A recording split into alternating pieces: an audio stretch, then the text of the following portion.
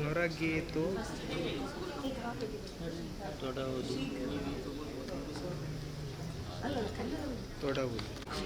ಶೀಘ್ರ ನರೆ ನರೆ ಕಪ್ಪ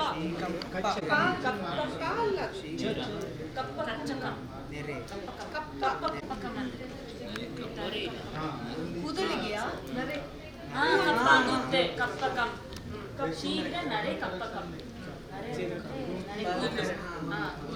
ಶೀಘ್ರ ನರೆ ಕಪ್ಪಕಂ ತೊಡೆಯೋದು ಅಂತ ಹೇಳ್ತಾರೆ. ತೊಡವುದನ್ನು ಕರೆಕ್ಟ್. ತೊಡೆಯೋದು ಅಂದ್ರೆ ಈ ತರ ಸ್ಪ್ರೆಡ್ ಮಾಡೋದಕ್ಕೆ ತೊಡೆಯೋದು ಅಂತ. ತೊಡೆಯೋದು ಅಂತ ತೊಡಗದು ಲಾಸ್ಟ್ ಅಲ್ಲ ನರೆಗೆ ತೊಡಗದು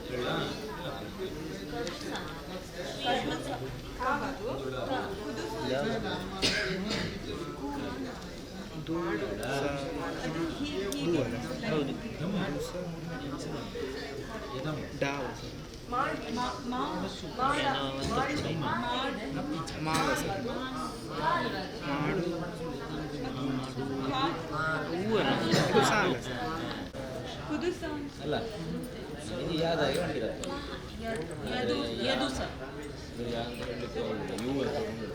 ಒಂದು ನಿಮಿಷ ನೆಕ್ಸ್ಟ್ ಲೆಟರ್ ನೋಡಿ ಇದು ಮಾಡುವ ಢ ಅಲ್ವಾ ಅದು ಳು ಎಲ್ಲಿ ಬಂದು ಧ ಅಲ್ವಾ ಅದು ದ ಅಲ್ವಾ ಧಕ್ಕೆ ಧಾವತ್ತು ಧಕ್ಕೆ ಧಾವತ್ತು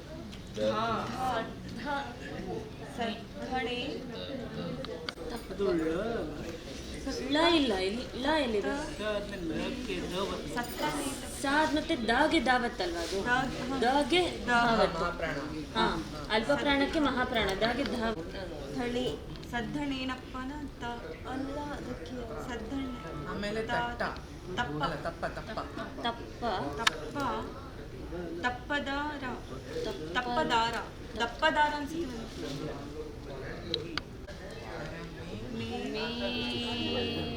ಮೇಘ ಮೇಪೆ ಅಲ್ವಾ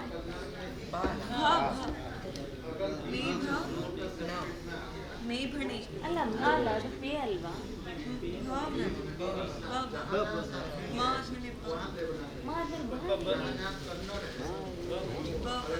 ಚಿಕ್ಕ ಬಾ ಬಾಣೆ ಬಾಣೆ ಬಾಣೆ तो क्या करते हैं मूल ग्रंथ देवनागरी में रहता है ट्रांसलेशन कन्नड़ में करते हैं जैसे भगवद गीता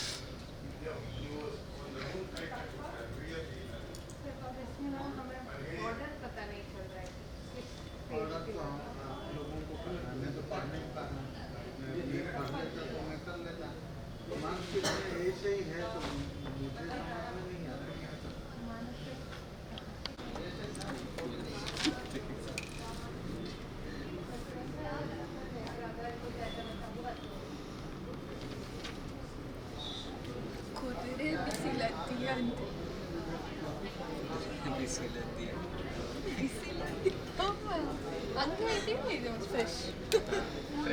ಕುದುರೆ ಬಿಸಿಲದ್ದಿಯ ಮಾಡಿ ಶುಂಠಿ ಹಿಪ್ಪಲಿ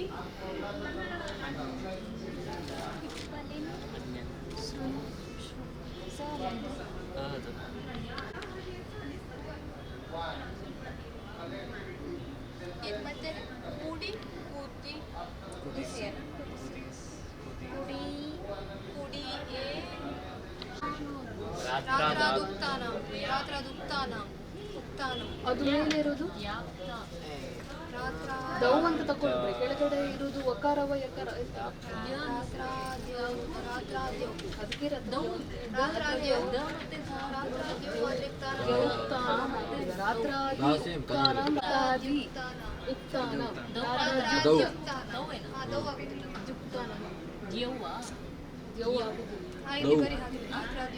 ಅದಕ್ಕೆ ಆ ಲೈನಲ್ಲಿ ಸ್ಟಾರ್ಟಿಂಗ್ ಕಾನ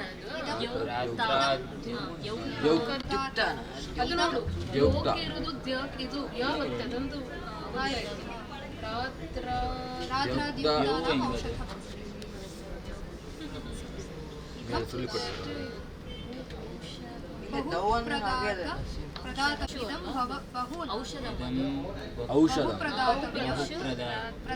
ಯುಕ್ತಾನಂ ಔಷಧಂ ನೆಕ್ಸ್ಟ್ ಇದಂ ನಿಷಿಗಂ ಭಕ್ಷ ವಿಶಿ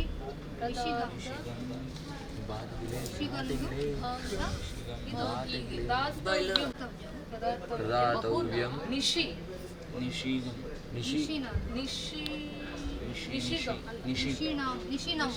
ನಿಶಿಹಂ ಅಲ್ಲ ಅದು ತುಳುದು ಅಲ್ವಾ ಅದು ವಿಶೇಷಂ ವಿಶೇಷಂ ಇರ್ಬೋದು ವಿಶೇಷಂ ವಿಶೇಷಂ ವಿಷಗಂ ವಿಷಗಂ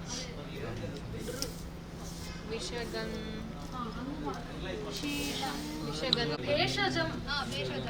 ವಿಶೇಷಂ ನವ ಭೇಷ ಅಲ್ಲ ವಿಶೇಷ ಇವನ್ ಎಂತದು ಭೇಷ ನವ ಭೇಷಜಂ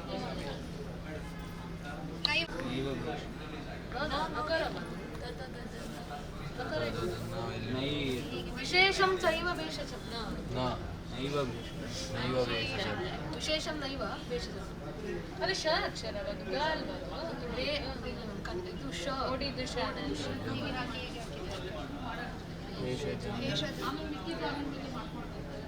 ತಿಮಿರಂ ಶ್ರೀ ವಾದಿರಾಜ ರಿಸರ್ಚ್ ಫೌಂಡೇಶನ್ ಪುತ್ತಿಗೆಮಠ ಮತ್ತು CCSAR ಭಾರತ ಆಯುಷ್ಮಾನ್ ಭಾರತದ ಸಹಯೋಗದೊಂದಿಗೆ ನಡೀತಾ ಇರುವಂತಹ ಕಾರ್ಯಾಗಾರ ಬಹಳ ಉಪಯುಕ್ತವಾದದ್ದು ಮತ್ತು ಅವಶ್ಯವಾದದ್ದು ಇಂದಿನ ದಿನಕ್ಕೆ. ಇದು ಈ ದಿನಕ್ಕೆ ಯಾಕೆ ಅವಶ್ಯ? ಈ ಹಳೆಯ ತಾಳೆಗರಿಗಳನ್ನು ಓದುವ ಅವಶ್ಯಕತೆ ಏನು, ಅಥವಾ ಆ ಲಿಪಿಯಲ್ಲಿರುವಂತಹ ತಾಳೆಗರಿಯನ್ನು ಯಾಕೆ ಓದಬೇಕು ಅಂತಂದರೆ, ಅನೇಕ ನಮಗೆ ಗೊತ್ತಿರದಂತಹ ಔಷಧೀಯ ಗುಣಗಳಿರುವಂಥದ್ದು ಔಷಧಿಗಳು ನಮಗೀಗ ಮರೆಯಾಗಿ ಹೋಗ್ತಾ ಇವೆ. ಅವುಗಳೆಲ್ಲ ತಾಳೆಗರಿಗಳಲ್ಲಿ ತುಳು ಮತ್ತು ಕನ್ನಡ ಮೋಡಿ ಲಿಪಿಗಳಲ್ಲಿ ಬರೆದಿಟ್ಟದ್ದು ಸಿಗುತ್ತೆ ನಮ್ಮ ಪೂರ್ವಜರು. ಅದು ಹಾಳಾಗಿ ಹೋಗಬಾರ್ದು, ಅದನ್ನು ಸಂರಕ್ಷಿಸಬೇಕು ಅನ್ನುವಂಥದ್ದು ಈ ಎರಡೂ ಸಂಸ್ಥೆಗಳ ಮಹತ್ವಾಕಾಂಕ್ಷೆಯ ಉದ್ದೇಶ. ಇದು ಇನ್ನೊಂದು ಉದ್ದೇಶ ಏನು ಅಂತಂದರೆ, ಎರಡು ನಶಿಸಿ ಹೋಗ್ತಾ ಇರುವಂತಹ ಲಿಪಿಗಳು, ತುಳು ನಮ್ಮೂರಿನ ನಮ್ಮ ನಾಡಿನ ನಮ್ಮ ಹೆಮ್ಮೆಯ ಲಿಪಿ, ಈ ಲಿಪಿ ಇಂದಿನ ದಿನದಲ್ಲಿ ಕಾಣಸಿಗ್ತಾ ಇಲ್ಲ, ಅದು ನಶಿಸಿ ಹೋಗಿದೆ. ಆ ನಶಿಸಿ ಹೋಗಿದೆ ಅಂದರೆ ಸತ್ತು ಹೋಗಿದೆ ಅಂತಲ್ಲ, ಜೀವಂತ ಇರುವ ಈ ಲಿಪಿಯನ್ನು ಬಳಕೆ ಮಾಡಲಿಕ್ಕೆ ನಾವು ಹಿಂಜರಿತಾ ಇದ್ದೇವೆ. ಅದರ ಮೇಲೆ ಬೇರೆ ಆಕ್ರಮಣಗಳು ಮತ್ತು ನಮಗೆ ನಮ್ಮ ಹಿಂದಿನವರು ಕಲಿಸ್ಲಿಕ್ಕೆ ಹೋಗಲಿಲ್ಲ ಅದನ್ನು, ಹಾಗಾಗಿ ಅದು ಹಾಗೆ ಉಳ್ಕೊಂಡಿತು. ಅದನಿಗೆ ಪುನಃ ನಾವು ಅದನ್ನು ಹೊರತಂದು ನಮ್ಮೂರಿನ ಲಿಪಿ ನಮಗೆ ಬೇಕಾಗಿದ್ದು ಅದು ರಾಷ್ಟ್ರ ಮಟ್ಟದಲ್ಲಿ ಅದು ಪ್ರಚಾರಕ್ಕೆ ಬರಬೇಕು.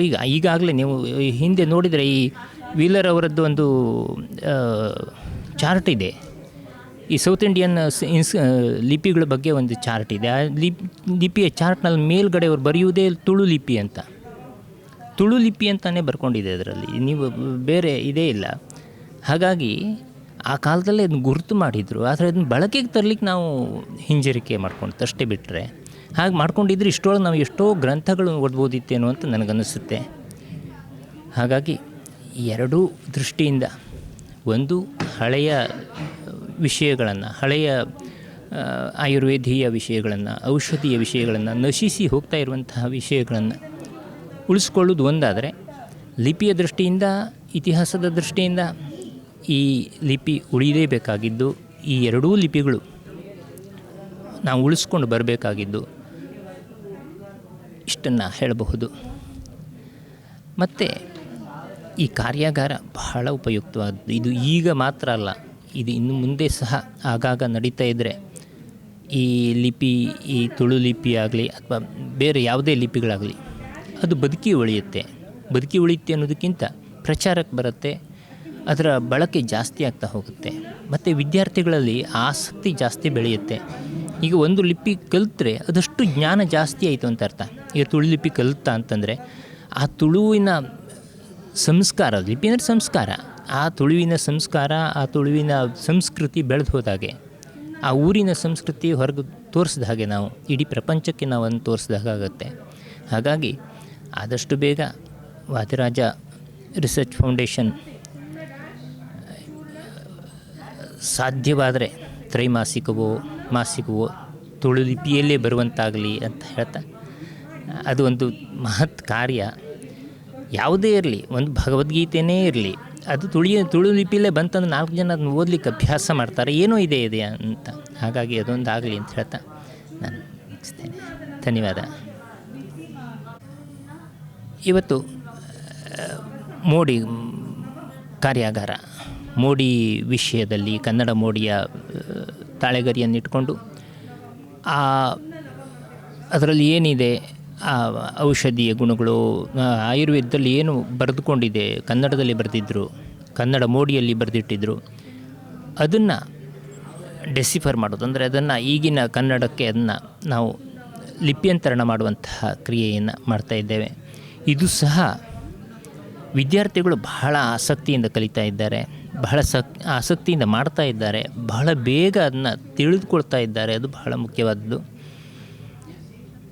ಕನ್ನಡ ಮೋಡಿಯಲ್ಲಿ ಇರುವಂತಹ ಪದಗಳನ್ನು ಹುಡುಕಬೇಕಾಗತ್ತೆ. ಅಕ್ಷರಗಳು ಈ ಕನ್ನಡದ ಹಾಗೆ ಇಲ್ಲ, ಬಹಳ ಹಳೆಯ ಅಕ್ಷರಗಳನ್ನು ಅವರು ಈ ಅಕ್ಷರಕ್ಕೆ ಬದಲಾಯಿಸಬೇಕಾಗತ್ತೆ. ಇದರಿಂದ ಏನಾಗುತ್ತೆ ಅಂದರೆ, ಒಂದು ಅವರು ಲಿಪಿಯನ್ನು ಕಲಿತಾರೆ, ಇನ್ನೊಂದು ಅವರ ಆಯುರ್ವೇದ ಜ್ಞಾನ ಮತ್ತು ಜಾಸ್ತಿ ಆಗ್ತಾ ಹೋಗುತ್ತೆ. ಯಾಕೆಂದರೆ ಯಾವುದೋ ಒಂದು ಹಳ್ಳಿಯಲ್ಲಿ ಯಾವುದೋ ಒಂದು ಬೇರುಗಳ ಔಷಧಿಯನ್ನು ಮಾಡ್ತಾ ಇದ್ದಾರೆ, ಅದು ಕನ್ನಡದಲ್ಲಿ ಬರೆದಿಟ್ಟಿದ್ರು ಕನ್ನಡ ಮೋಡಿಯಲ್ಲಿ. ಅದನ್ನು ಈ ಕಾರ್ಯಾಗಾರ ಇದೆಯಲ್ಲ, ಈ ಕನ್ನಡ ಕಾರ್ಯಾಗಾರ ಇದು ತಿಳಿಸಿಕೊಡುತ್ತೆ. ಅದರಿಂದ ಬಹಳ ಉಪಯುಕ್ತವಾದಂತಹ ವಿಷಯಗಳು ಗೊತ್ತಾಗ್ತಾ ಹೋಗುತ್ತೆ. ಹಾಗೆ ಇವತ್ತಿನ ಈ ಅವಧಿಯಲ್ಲಿ ಕನ್ನಡ ಮೋಡಿಯ ಆ ಲಿಪ್ಯಂತರಣ ಕ್ರಿಯೆ ನಡೀತಾ ಇದೆ.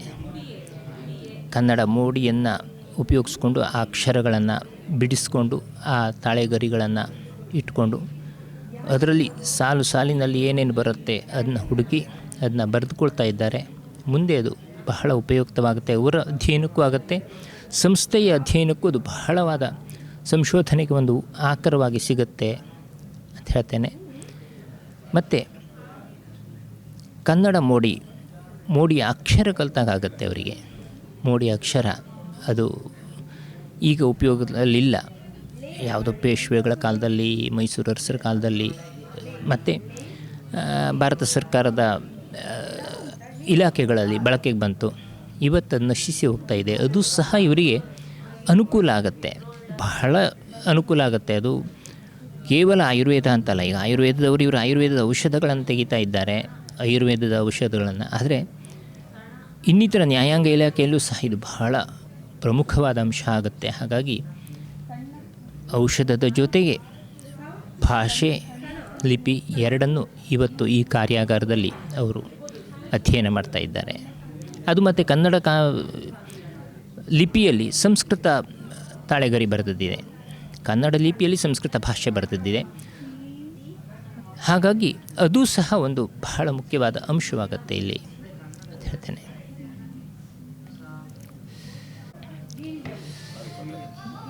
ನಮಸ್ತೆ. ಇವತ್ತು ಲಿಪಿಯ ಕುರಿತಾದ ವಿಶೇಷವಾದಂಥ ಕಾರ್ಯಕ್ರಮ, ವಿಶೇಷವಾದಂತಹ ವರ್ಕ್ಶಾಪ್. ನಾನು ಮೊದಲಿಗೆ ಸ್ವಲ್ಪ ಲಿಪಿಯ ಬಗ್ಗೆ ಹೇಳ್ತೇನೆ, ಇಡೀ ಭಾರತೀಯ ಲಿಪಿಗಳು ಅಥವಾ ವಿಶ್ವದ ಲಿಪಿಗಳ ಬಗ್ಗೆ ಹೇಳ್ತೇನೆ. ಯಾಕೆ ಲಿಪಿ ಹುಟ್ಟುಕೊಂಡಿತು?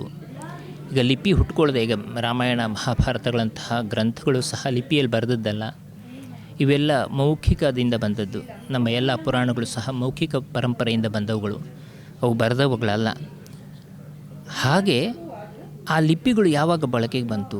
ವೇದಕಾಲೀನ ಸೂಕ್ತ ದೃಷ್ಟಾರ ಕಾಲೀನ ಲಿಪಿ ಸಹ ಅದು ಹಾಗೇ ಇದ್ದು, ಆಮೇಲೆ ಸಿಂಧು ಸರಸ್ವತಿ ಸಂಸ್ಕೃತಿಯಲ್ಲಿ ಆ ಲಿಪಿ ಬೆಳೆದು ಬಂತು.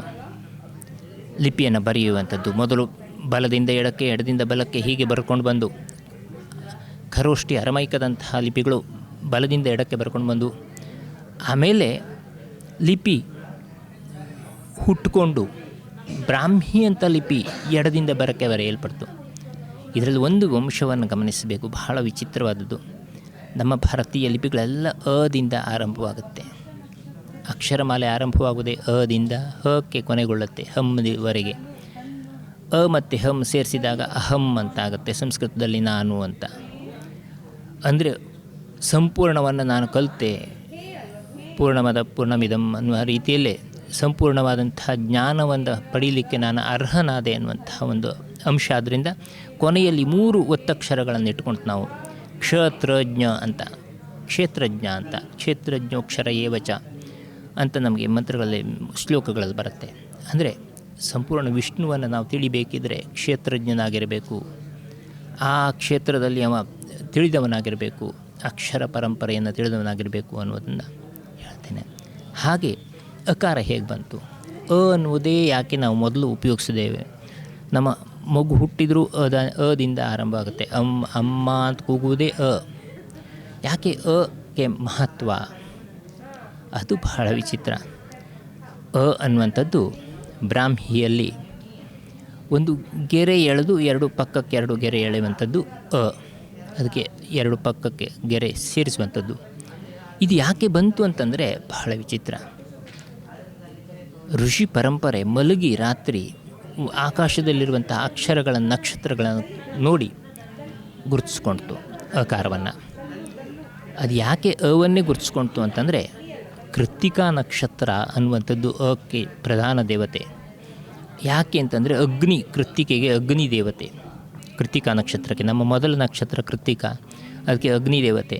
ನಮ್ಮ ಋಗ್ವೇದದ ಮೊದಲ ಮಂಡಲದ ಮೊದಲ ಸೂಕ್ತದ ಮೊದಲ ಅಕ್ಷರವೇ ಅಗ್ನಿಮೇಳೆ ಪುರೋಹಿತಂ ಅಂತ ಆರಂಭ ಆಗುತ್ತೆ. ಹಾಗಾಗಿ ಅಕಾರಕ್ಕೆ ನಮ್ಮ ಭಾರತೀಯ ಸಂಸ್ಕೃತಿಯ ಭಾರತೀಯ ಲಿಪಿಗಳ ಮೊದಲ ಅಕ್ಷರ ಅಂತ ಆರಂಭ ಆಗುತ್ತೆ. ಹಾಗಾಗಿ ಲಿಪಿ ಕಲಿಕೆ ಬಹಳ ಮುಖ್ಯ ಅಂತ ಹೇಳ್ತಾ ಇವತ್ತಿನ ಲಿಪಿ ಕಾರ್ಯಾಗಾರಕ್ಕೆ, ಕನ್ನಡ ಮೋಡಿ ಲಿಪಿಯ ಕಾರ್ಯಾಗಾರಕ್ಕೆ ನಾನು ತಮ್ಮೆಲ್ಲರನ್ನು ಸ್ವಾಗತಿಸ್ತಾ ಇದ್ದೇನೆ. ಧನ್ಯವಾದ.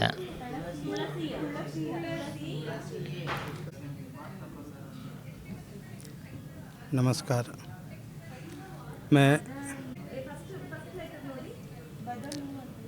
नमस्कार।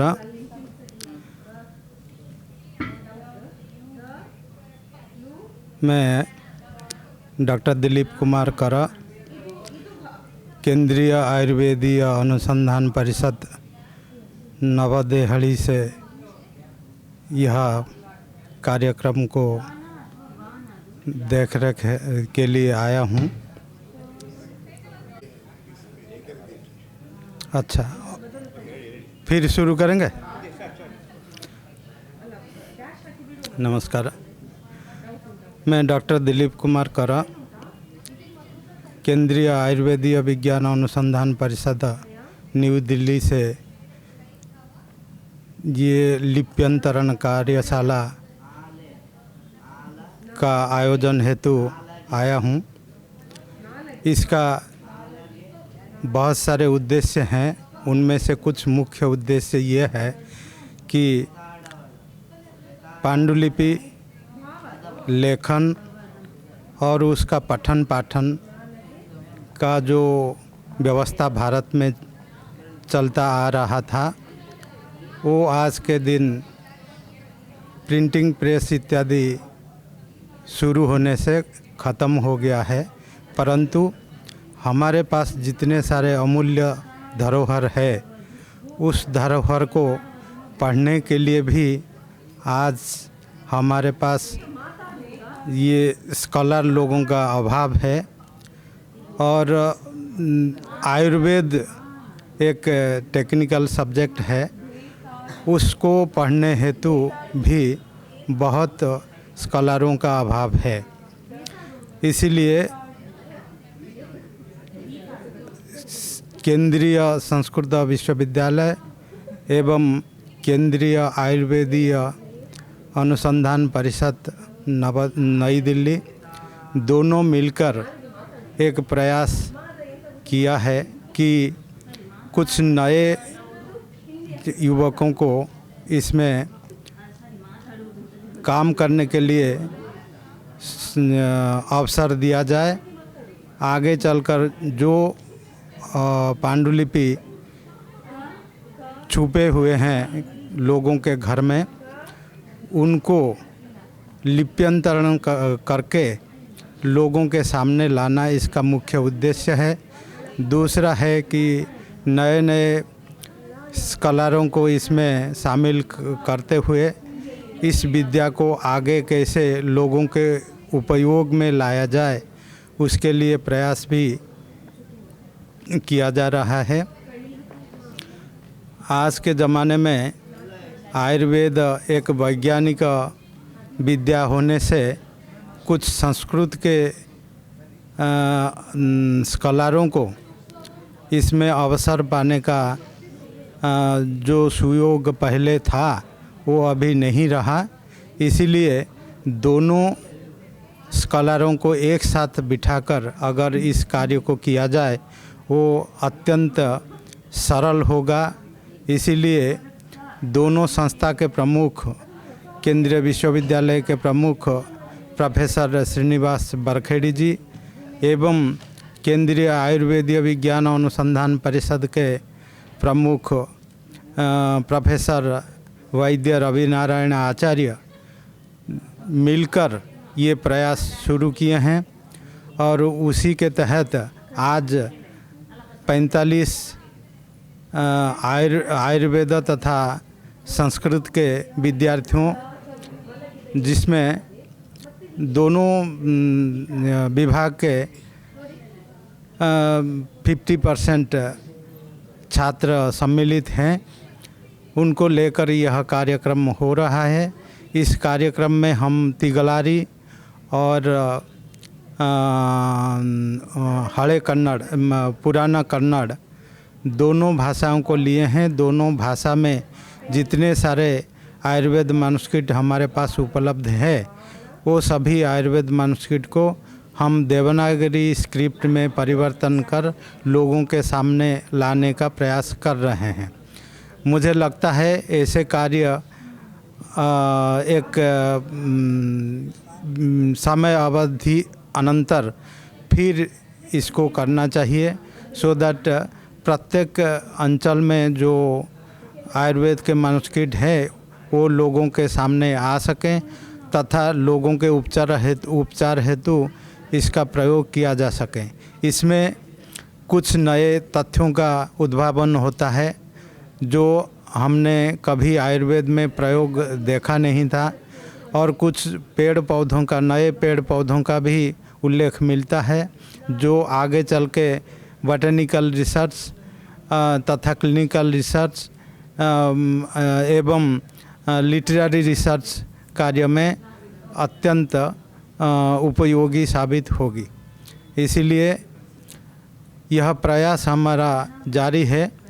पिछले 3 साल से हमने ये प्रयास शुरू किया है और 2023 जनवरी महीने में केंद्रीय संस्कृत विश्वविद्यालय तथा केंद्रीय आयुर्वेदीय विज्ञान अनुसंधान परिषद के मध्य में एक चुक्ति स्वाक्षरित हुआ है, जिसके तहत यह कार्य सुचारू रूप से चालू हो रहा है। ये दोनों के मिलित प्रयास से तीसरा कार्यक्रम है। पहले एक कार्यक्रम हम पुरी में किए थे श्री सदाशिव परिसर में, दूसरा कार्यक्रम हमने केरल में गुरुवायूर परिसर में किए थे और ये तीसरा कार्यक्रम है जो केंद्रीय संस्कृत विश्वविद्यालय के आदर्श शोध संस्थान के अंतर्गत श्री वादिराज रिसर्च फाउंडेशन में चल रहा है। पहले दोनों कार्यक्रमों में हम 29 पांडुलिपियों को लिप्यंतरण कर चुके हैं। यहाँ भी 6 से 8 मैन्युस्क्रिप्ट को लिप्यंतरण करने का हमारा लक्ष्य है। मुझे लगता है ये लक्ष्य हम पूरा करके ही रहेंगे। इसीलिए हमारा प्रयास जारी है और आगे भी यह जारी रहेगा। नमस्कार। कृष्णं वन्दे मन्थपाशधरं दिव्यार्भकाकृतिं शिखाबन्धत्रयोपेतं वैष्मीमध्वकरार्चितम् अभ्रमं भङ्गरहितम् अजडं विमलं सदा आनन्दतीर्थमतुलं भजे तापत्रयापहं कामधेनुर्यथा पूर्वं सर्वाभीष्टफलप्रदा तथा कलौ आदिराजश्रीपादो अभीष्टदस्सतां। ಶ್ರೀಗುರುಭ್ಯೋ ನಮಃ। ವಿಶೇಷವಾಗಿ ಕರಾವಳಿ ಕರ್ನಾಟಕದಲ್ಲಿ ಸ್ವಲ್ಪ ಕೇರಳದ ಉತ್ತರ ಕೇರಳ ಭಾಗದಲ್ಲಿ ಪ್ರಚಲಿತವಿರುವಂತಹ ತುಳುಲಿಪಿಯ ಹಸ್ತಪ್ರತಿಗಳ ಕುರಿತಾಗಿ ವಾದಿರಾಜ ಸಂಶೋಧನಾ ಕೇಂದ್ರದಲ್ಲಿ ಗೀತಾಮಂದಿರದಲ್ಲಿ ವಿಶೇಷ ಕಾರ್ಯಾಗಾರ ನಡೀತಾ ಇದೆ. ಈ ಸಂದರ್ಭದಲ್ಲಿ ಆಯುರ್ವೇದದ ಹಸ್ತಪ್ರತಿಗಳು ಕರಾವಳಿ ಪ್ರದೇಶದಲ್ಲಿ ಪ್ರತಿಯೊಂದು ಮಠಗಳಲ್ಲಿ, ಮಂದಿರಗಳಲ್ಲಿ, ಅಲ್ಲದೆ ಮನೆಗಳಲ್ಲಿ ತುಳುಲಿಪಿಯಲ್ಲಿ ಬರೆಯಲ್ಪಟ್ಟಿದೆ. ತಾಡಪತ್ರಗಳಿರ್ಬೋದು, ಮುಂದಿನ ಕಾಲದ ಪತ್ರಾತ್ಮಕವಾದ ಗ್ರಂಥಗಳಿರ್ಬೋದು. ಮನೆಗಳಲ್ಲಿ ಈ ವಿಚಾರಗಳು ದಾಖಲೆಗೊಂಡಿದೆ. ನಾಸ್ತಿ ಮೂಲ ಮನೌಷಧಂ ಅಂತ, ಔಷಧಿ ಅಲ್ಲದ ಮೂಲ ಅಂದರೆ ಯಾವುದೇ ಸಸ್ಯ ವ್ಯವಸ್ಥೆಗಳಿಲ್ಲ, ದ್ರವ್ಯಗಳಿಲ್ಲ ಅನ್ನುವಂಥ ಚಿಂತನೆ ನಮ್ಮ ಹಿಂದಿನವರದ್ದು. ಈ ಹಿನ್ನೆಲೆಯಲ್ಲಿ ಮನೆಯಲ್ಲೇ ಮದ್ದನ್ನು ಮಾಡಿಕೊಂಡು ಆದಷ್ಟು ವೈದ್ಯರ ಬಳಿಗೆ ಹೋಗದೆ ಉಳಿಸಿಕೊಳ್ತಾ ಇದ್ದರು ನಮ್ಮ ಹಿಂದಿನವರು. ಇಂಗು, ಜೀರಿಗೆ, ಹಾಲು, ಜೇನು, ತುಪ್ಪ ಹೀಗೆ ಇದರಲ್ಲೇ ಜೀವನವನ್ನು ನಡೆಸಿ ರೋಗವನ್ನು ನಾಶ ಮಾಡಿಕೊಂಡು ವ್ಯವಸ್ಥೆ ಮಾಡ್ತಿದ್ದರು. ಮತ್ತು ಜ್ವರಾದಿಗಳೆಲ್ಲ ಬಂದರೆ ವಿಷ್ಣು ಸಹಸ್ರನಾಮ ಮೊದಲಾದದ್ದನ್ನು ಪಾರಾಯಣಾದಿಗಳನ್ನು ಮಾಡಿ ಪರಿಹಾರವನ್ನು ಮಾಡಿಕೊಳ್ತಿದ್ರು. ದೊಡ್ಡ ದೊಡ್ಡ ಚರಕ ಸಂಹಿತೆ ಇತ್ಯಾದಿಗಳು ಕೂಡ ಅವನ್ನೆಲ್ಲ ಹೇಳಿದೆ. ಹೀಗೆ ಸಣ್ಣ ಮನೆಯಲ್ಲಿ ಭಾರತೀಯರಲ್ಲಿ ಇತ್ತು. ಅದು ಕರಾವಳಿ ಪ್ರದೇಶದಲ್ಲಿ ತಾಳೆಗರಿಗಳಲ್ಲಿ ತುಳುಲಿಪಿಯನ್ನು ತುಳುಲಿಪಿಯನ್ನು ಬಳಸಿಕೊಂಡು ಬರಿತಾ ಇದ್ದರು. ಹೀಗೆ ಈ ಎಲ್ಲ ಹಿನ್ನೆಲೆಯಲ್ಲಿ ಆಯುರ್ವೇದದ ಹಸ್ತಪ್ರತಿಗಳ ಲಿಪ್ಯಂತರದ ಕಾರ್ಯ ಸರ್ಕಾರದ ಸಹಯೋಗದೊಂದಿಗೆ ವಾದಿರಾಜ ಸಂಶೋಧನಾ ಪ್ರತಿಷ್ಠಾನದಲ್ಲಿ ವಿಶೇಷವಾದ ರೀತಿಯಲ್ಲಿ ಅದರ ನಿರ್ದೇಶಕರಾದ ಡಾಕ್ಟರ್ ಬಿ ಗೋಪಾಲಾಚಾರ್ಯರ ಮಾರ್ಗದರ್ಶನದಲ್ಲಿ ನಡೀತಾ ಇದೆ. ಇಲ್ಲಿ ವಿಶೇಷವಾಗಿ ತುಳುಲಿಪಿಯ ಬಗ್ಗೆ ಒಂದೆರಡು ಮಾತುಗಳನ್ನು ಆಡಬೇಕು. ಇದು ತವಳವ ದೇಶ ಅಂತ ಹೇಳಿದರೆ ನಾವು ಪ್ರಾಚೀನ ವ್ಯವಸ್ಥೆಯಲ್ಲಿ ನೋಡುವುದಾದರೆ ಇಲ್ಲಿ ರಾಮಭೋಜರಾಜನ ವ್ಯವಸ್ಥೆ. ರಾಮಭೋಜರಾಜ ಪರಶುರಾಮ ಕ್ಷೇತ್ರದ ಅಧಿಪತಿಯಾದ, ಅದು ಕೂಡ ಪರಶುರಾಮನ ಆದೇಶದಂತೆ. ಪರಶುರಾಮ ದೇವರು 21 ಬಾರಿ ದುಷ್ಟಕ್ಷತ್ರಿಯರನ್ನು ಸಂಹಾರ ಮಾಡಿ ಮುಂದೆ ಆ ಎಲ್ಲವನ್ನು ಕಶ್ಯಪರಿಗೆ ದಾನ ಮಾಡಿಬಿಟ್ರು. ಎಲ್ಲ ಬ್ರಾಹ್ಮಣರಿಗೆ ದಾನ ಮಾಡಿದರು ಆ ದೇಶವನ್ನು. ತಾನು ಪರರಿಗೆ ದಾನ ಮಾಡಿದ ಜಾಗದಲ್ಲಿ ಇರಬಾರದು ಅನ್ನುವ ದೃಷ್ಟಿಯಿಂದ ತಾನೊಂದು ಪ್ರದೇಶದಲ್ಲಿ ಇರಬೇಕು ಅನ್ನುವ ಹಿನ್ನೆಲೆಯಲ್ಲಿ ಹಿಂದೆ ಭೂಭಾಗವಾಗಿದ್ದು ಮುಂದೆ ಸಮುದ್ರದ ಆಕ್ರಮಣವಾದಂಥ ಜಾಗವೇ ಈ ಪರಶುರಾಮ ಕ್ಷೇತ್ರವನ್ನು ಸಮುದ್ರ ರಾಜನಿಗೆ ಆದೇಶ ಮಾಡಿ ಸಮುದ್ರ ಹಿಂದೆ ಜರಿದು ಆ ಪ್ರದೇಶದಲ್ಲಿ ನಾಗಗಳು ಇತ್ಯಾದಿಗಳೆಲ್ಲ ಇದ್ದಂಥ ಜಾಗ, ಆ ದೇಶದಲ್ಲಿ ಬಂದು ವಿಶೇಷವಾಗಿ ನೆಲೆಸಿದ. ಅದೇ ಮುಂದೆ ಪರಶುರಾಮ ಕ್ಷೇತ್ರ ಅಂತ ಆಯಿತು. ಇವತ್ತು ಸಾಧಕರು ಸಂಧ್ಯಾವಂದನೆ, ಪೂಜೆ ಪುನಸ್ಕಾರಾದಿಗಳನ್ನು ಮಾಡುವಾಗ ಈ ಉಡುಪಿ ಪ್ರದೇಶದಲ್ಲಿ ಅಥವಾ ಕರಾವಳಿ ಪ್ರದೇಶದಲ್ಲಿದ್ದರೆ ಅವ್ರಿಗೆ ಗೊತ್ತಿರ್ತದೆ ಇದನ್ನು ಪರಶುರಾಮ ಕ್ಷೇತ್ರ ಅಂತ ಹೇಳ್ತಾರೆ, ಉಲ್ಲೇಖ ಮಾಡ್ತಾರೆ. ಇನ್ನು ಉಳಿದದ್ದೆಲ್ಲ ರಾಮಕ್ಷೇತ್ರ. ಹೀಗೆ ಈ ಪರಶುರಾಮ ಕ್ಷೇತ್ರದಲ್ಲಿ ರಾಮಭೋಜರಾಜ ಅಶ್ವಮೇಧ ಯಾಗ ಮಾಡಿದ, ಅದಕ್ಕೂ ಎಲ್ಲ ಅನೇಕ ಸಂದರ್ಭಗಳಿದೆ. ಆಗ ತುಲಾಪುರುಷ ದಾನ ಅಂತ, ಅಂದರೆ ಆಳೆತ್ತರದ ವ್ಯವಸ್ಥೆಯಲ್ಲಿ ಒಂದು ಪುರುಷ ಪ್ರಮಾಣದಲ್ಲಿ ವ್ಯಕ್ತಿಯನ್ನು ವಸ್ತುವನ್ನು ತೂಗಿ ಅದನ್ನು ದಾನ ಮಾಡುವಂಥದ್ದು. ಮುಂದೆ ಅದು ತವಳವ ದೇಶ ಆಯಿತು ಅಂತ. ಹೀಗೆ ಅದೊಂದು ಬೃಹತ್ತಾದ ಧರ್ಮ ಕಾರ್ಯ ಆದ ಕಾರಣ ಜನ ಅದನ್ನೇ ಗುರುತಿಸಿದರು ಅಂತ. ಇದು ಸ್ಕಂದ ಪುರಾಣ, ಬ್ರಹ್ಮಾಂಡ ಪುರಾಣ, ಪದ್ಮಪುರಾಣ, ಹೀಗೆ ಅನೇಕ ಪುರಾಣಗಳ ತಾಡಪತ್ರಗಳು ಇದು ನೋಡಿ ಹೇಳುವಂಥದ್ದು. ಆ ತಾಡಪತ್ರಗಳಲ್ಲಿ ಲಿಖಿತವಾಗಿದೆ ಉಡುಪಿ ಕ್ಷೇತ್ರ ಮಹಾತ್ಮೆ ಅಂತ, ರಜತಪೀಠಪುರ ಮಹಾತ್ಮೆ ಅಂತ. ತುಲನೆ ಮಾಡಿದಂತಹ ವ್ಯವಸ್ಥೆ ಆದ್ದರಿಂದ ತುಳು ಆಯಿತು ಅಂಥೇಳಿ ಹಿಂದಿನವರು ಬರ್ಕೊಂಡು ಬಂದಿದ್ದಾರೆ. ಈಗಿನ ಸಂಶೋಧಕರೆಲ್ಲ ಬೇರೆ ಬೇರೆ ಅರ್ಥಗಳನ್ನೆಲ್ಲ ಹೇಳ್ತಾರೆ ಅದಕ್ಕೆ. ಅದನ್ನೆಲ್ಲ ಜಿಜ್ಞಾಸೆಯಲ್ಲಿ ನಿರ್ಣಯ ಮಾಡುವಂಥದ್ದು. ಒಟ್ಟಿಗೆ ಇಲ್ಲಿ ಬಳಸಲ್ಪಟ್ಟಂಥ ಲಿಪಿ ಇಲ್ಲಿನ ವಿಶೇಷವಾಗಿ ಪಂಡಿತರು ನಿರ್ಮಾಣ ಮಾಡಿದ ಲಿಪಿ ಆದ ಕಾರಣ ಇದಕ್ಕೆ ತುಳು ಲಿಪಿ ಅಂತಲೇ ಕರೆಯುವುದು ಹೆಚ್ಚು ಪ್ರಸ್ತುತ. ಅದನ್ನು ಇತ್ತೀಚೆಗೆ ತಿಗಳಾರಿ ಅಂತಲೂ ಕರೀಲಿಕ್ಕೆ ಶುರು ಮಾಡಿದ್ದಾರೆ. ಈ ತುಳು ಲಿಪಿಯ ತುಳು ಬ್ರಾಹ್ಮಣರು ಏನಿದ್ದಾರೆ ಅವರು ಈ ಕೇರಳದ ಅರಸರುಗಳು ಇಲ್ಲಿನ ಬ್ರಾಹ್ಮಣರನ್ನು ಪೂಜೆಗಾಗಿ ಕರೆಸಿದ್ದಾರೆ. ಇವತ್ತು ಎಲ್ಲಿಯವರೆಗೆ ಅಂದರೆ ಕೇರಳದ ತುದಿಯ ತಿರುವನಂತಪುರದ ದೇವಸ್ಥಾನದ ಪೂಜೆ ಮಾಡುವವರು ತುಳು ಬ್ರಾಹ್ಮಣರೇ. ಹೀಗೆ ಅಲ್ಲಿಯವರೆಗೂ ತುಳು ಬ್ರಾಹ್ಮಣರು ಪೂಜೆಗೆ ಹೋದದ್ರಿಂದ ಪೋತಿಗಳು, ಎಂಬ್ರಾಂದ್ರಿಗಳಂತೆಲ್ಲ ಹೇಳ್ತಾರೆ. ಅವರೆಲ್ಲ ತುಳು ಬ್ರಾಹ್ಮಣರು. ಅವರು ತಾವು ಮಾತ್ರ ಹೋಗದೆ ಇಲ್ಲಿಂದ ಲಿಪಿಯನ್ನು ಕೊಂಡು ಹೋದರು. ಅವರು ಅಲ್ಲಿ ಆ ಲಿಪಿಯನ್ನು ತಮ್ಮ ಪೌರೋಹಿತ್ಯದ ಗ್ರಂಥಗಳು, ಶಾಸ್ತ್ರ ಗ್ರಂಥಗಳು, ತಂತ್ರಗ್ರಂಥಗಳ ಉಪಯೋಗಕ್ಕೆ ಬಳಸಿಕೊಂಡರು. ಅದು ಅಲ್ಲಿ ಪ್ರಚಲಿತ ಬಂತು. ಮುಂದೆ ಅದು ಮಲಯಾಳ ಭಾಷಿಕರು ಅದನ್ನು ಬಳಸಿದರು. ಹಕಾರ, ಬಕಾರ ಇತ್ಯಾದಿಗಳನ್ನೆಲ್ಲ ಸ್ವಲ್ಪ ಮಕಾರ, ಸ್ವಲ್ಪ ವ್ಯತ್ಯಾಸಗಳನ್ನೆಲ್ಲ ಮಾಡಿ ಇವತ್ತಿಗೂ ನಾವು ನೋಡ್ಬೋದು. ಅದು ಬಿಟ್ಟರೆ ಹೆಚ್ಚು ಅಕ್ಷರಗಳ ವ್ಯತ್ಯಾಸವೇ ಇಲ್ಲ. ಅದು ಇದು ಬಂದವರಿಗೆ ಅದು ಬರುವುದು ಸಹಜವಾಗಿರ್ತದೆ. ಹೀಗೆ ಅಲ್ಲಿಯವರೆಗೆ ಗಮನಿಸಿದ್ದಾರೆ. ಮತ್ತು ತಿಗಳರು ಅಂತೆಲ್ಲ ಇಟ್ಕೊಂಡು ಅದು ಬೇರೆ ಮುಖ. ಅದು ಒಟ್ಟಿಗೆ ಹಿಂದೆ ಇಲ್ಲಿಯವರೆಗೆ ಅಂದರೆ ಈ ತುಳು ಲಿಪಿಯ ಪ್ರಯೋಗ ಮುಂದೆ ಈ ಕಡೆ ಉತ್ತರ ಕರ್ನಾಟಕದವರೆಗೂ ಇತ್ತು. ಅದು ಹೆಚ್ಚು ಬೇಡ, ಒಂದು 50 ವರ್ಷದ ಹಿಂದೆ ವಯಸ್ಸಾದವರು ಯಾರಾದರೂ ಇದ್ದರೆ, ಈಗ ನಾನು 2026 ಇಟ್ಕೊಂಡು ಹೇಳ್ತಾ ಇದ್ದೇನೆ, 50 ವರ್ಷದ ಹಿಂದಿನ ಪುರೋಹಿತರು ಕೆಲವರು ವಯಸ್ಸಾದವರು, ಅವರಿಗೆ ಇನ್ನೂ ಉಡುಪಿಯ ಪರಿಸರದಲ್ಲಿ, ಕುಂದಾಪುರ ಪರಿಸರದಲ್ಲಿ ಕನ್ನಡ ಲಿಪಿ ಬರದೆ ತುಳು ಲಿಪಿ ಮಾತ್ರ ಬಂದು ಅವರು ತುಳು ಲಿಪಿಯ ಪುಸ್ತಕಗಳನ್ನು ಇಟ್ಟುಕೊಂಡೇ ಶ್ರಾದ್ದಾದಿಗಳನ್ನು, ಪೌರೋಹಿತ್ಯಾದಿಗಳನ್ನು ಮಾಡಿಸುವುದನ್ನು ಸ್ವಯಂ ನಾನೇ ಕಣ್ಣಾರೆ ನೋಡಿದ್ದೇನೆ.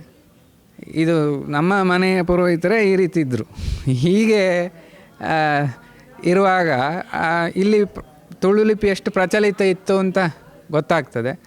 ಇನ್ನು ಸ್ವಾತಂತ್ರ್ಯಾನಂತರ ಕನ್ನಡ ಭಾಷೆಯ ಅದೊಂದು ಪರಿವರ್ತನ ಕಾಲ. ಆಗಲೇ ಕನ್ನಡವೂ ಇತ್ತು, ತುಳು ಇತ್ತು. ಅದು ಸಾಮಾನ್ಯರಿಗೆ ಗೊತ್ತಾಗದೆ ಹೋಯಿತು. ಬ್ರಾಹ್ಮಣರಿಗೆ ಅವರು ಅದರಲ್ಲೇ ಓದ್ತಾಯಿದ್ರು. ಈಗಲೂ ಉಡುಪಿಯ 8 ಮಠದ ಸ್ವಾಮಿಗಳು ತುಳು ಲಿಪಿಯಲ್ಲೇ ಸಹಿ ಹಾಕ್ತಾರೆ. ಅದರಲ್ಲೂ ಅನೇಕ ಸ್ವಾಮಿಗಳು, ಹಿಂದಿನ ಗುರುಗಳು, ಪರಮಗುರುಗಳೆಲ್ಲ ತುಳು ಲಿಪಿಯನ್ನು ಲೀಲಾಜಾಲ ಓದಬಲ್ಲವರಾಗಿದ್ದರು ಕೂಡ. ಹೀಗೆ ಇದೆಲ್ಲ ನೋಡುವಾಗ ಇಲ್ಲಿ ಅದೊಂದು ಬಳಕೆಯಲ್ಲಿದ್ದ ಲಿಪಿ, ಅದು ಸಹಜ.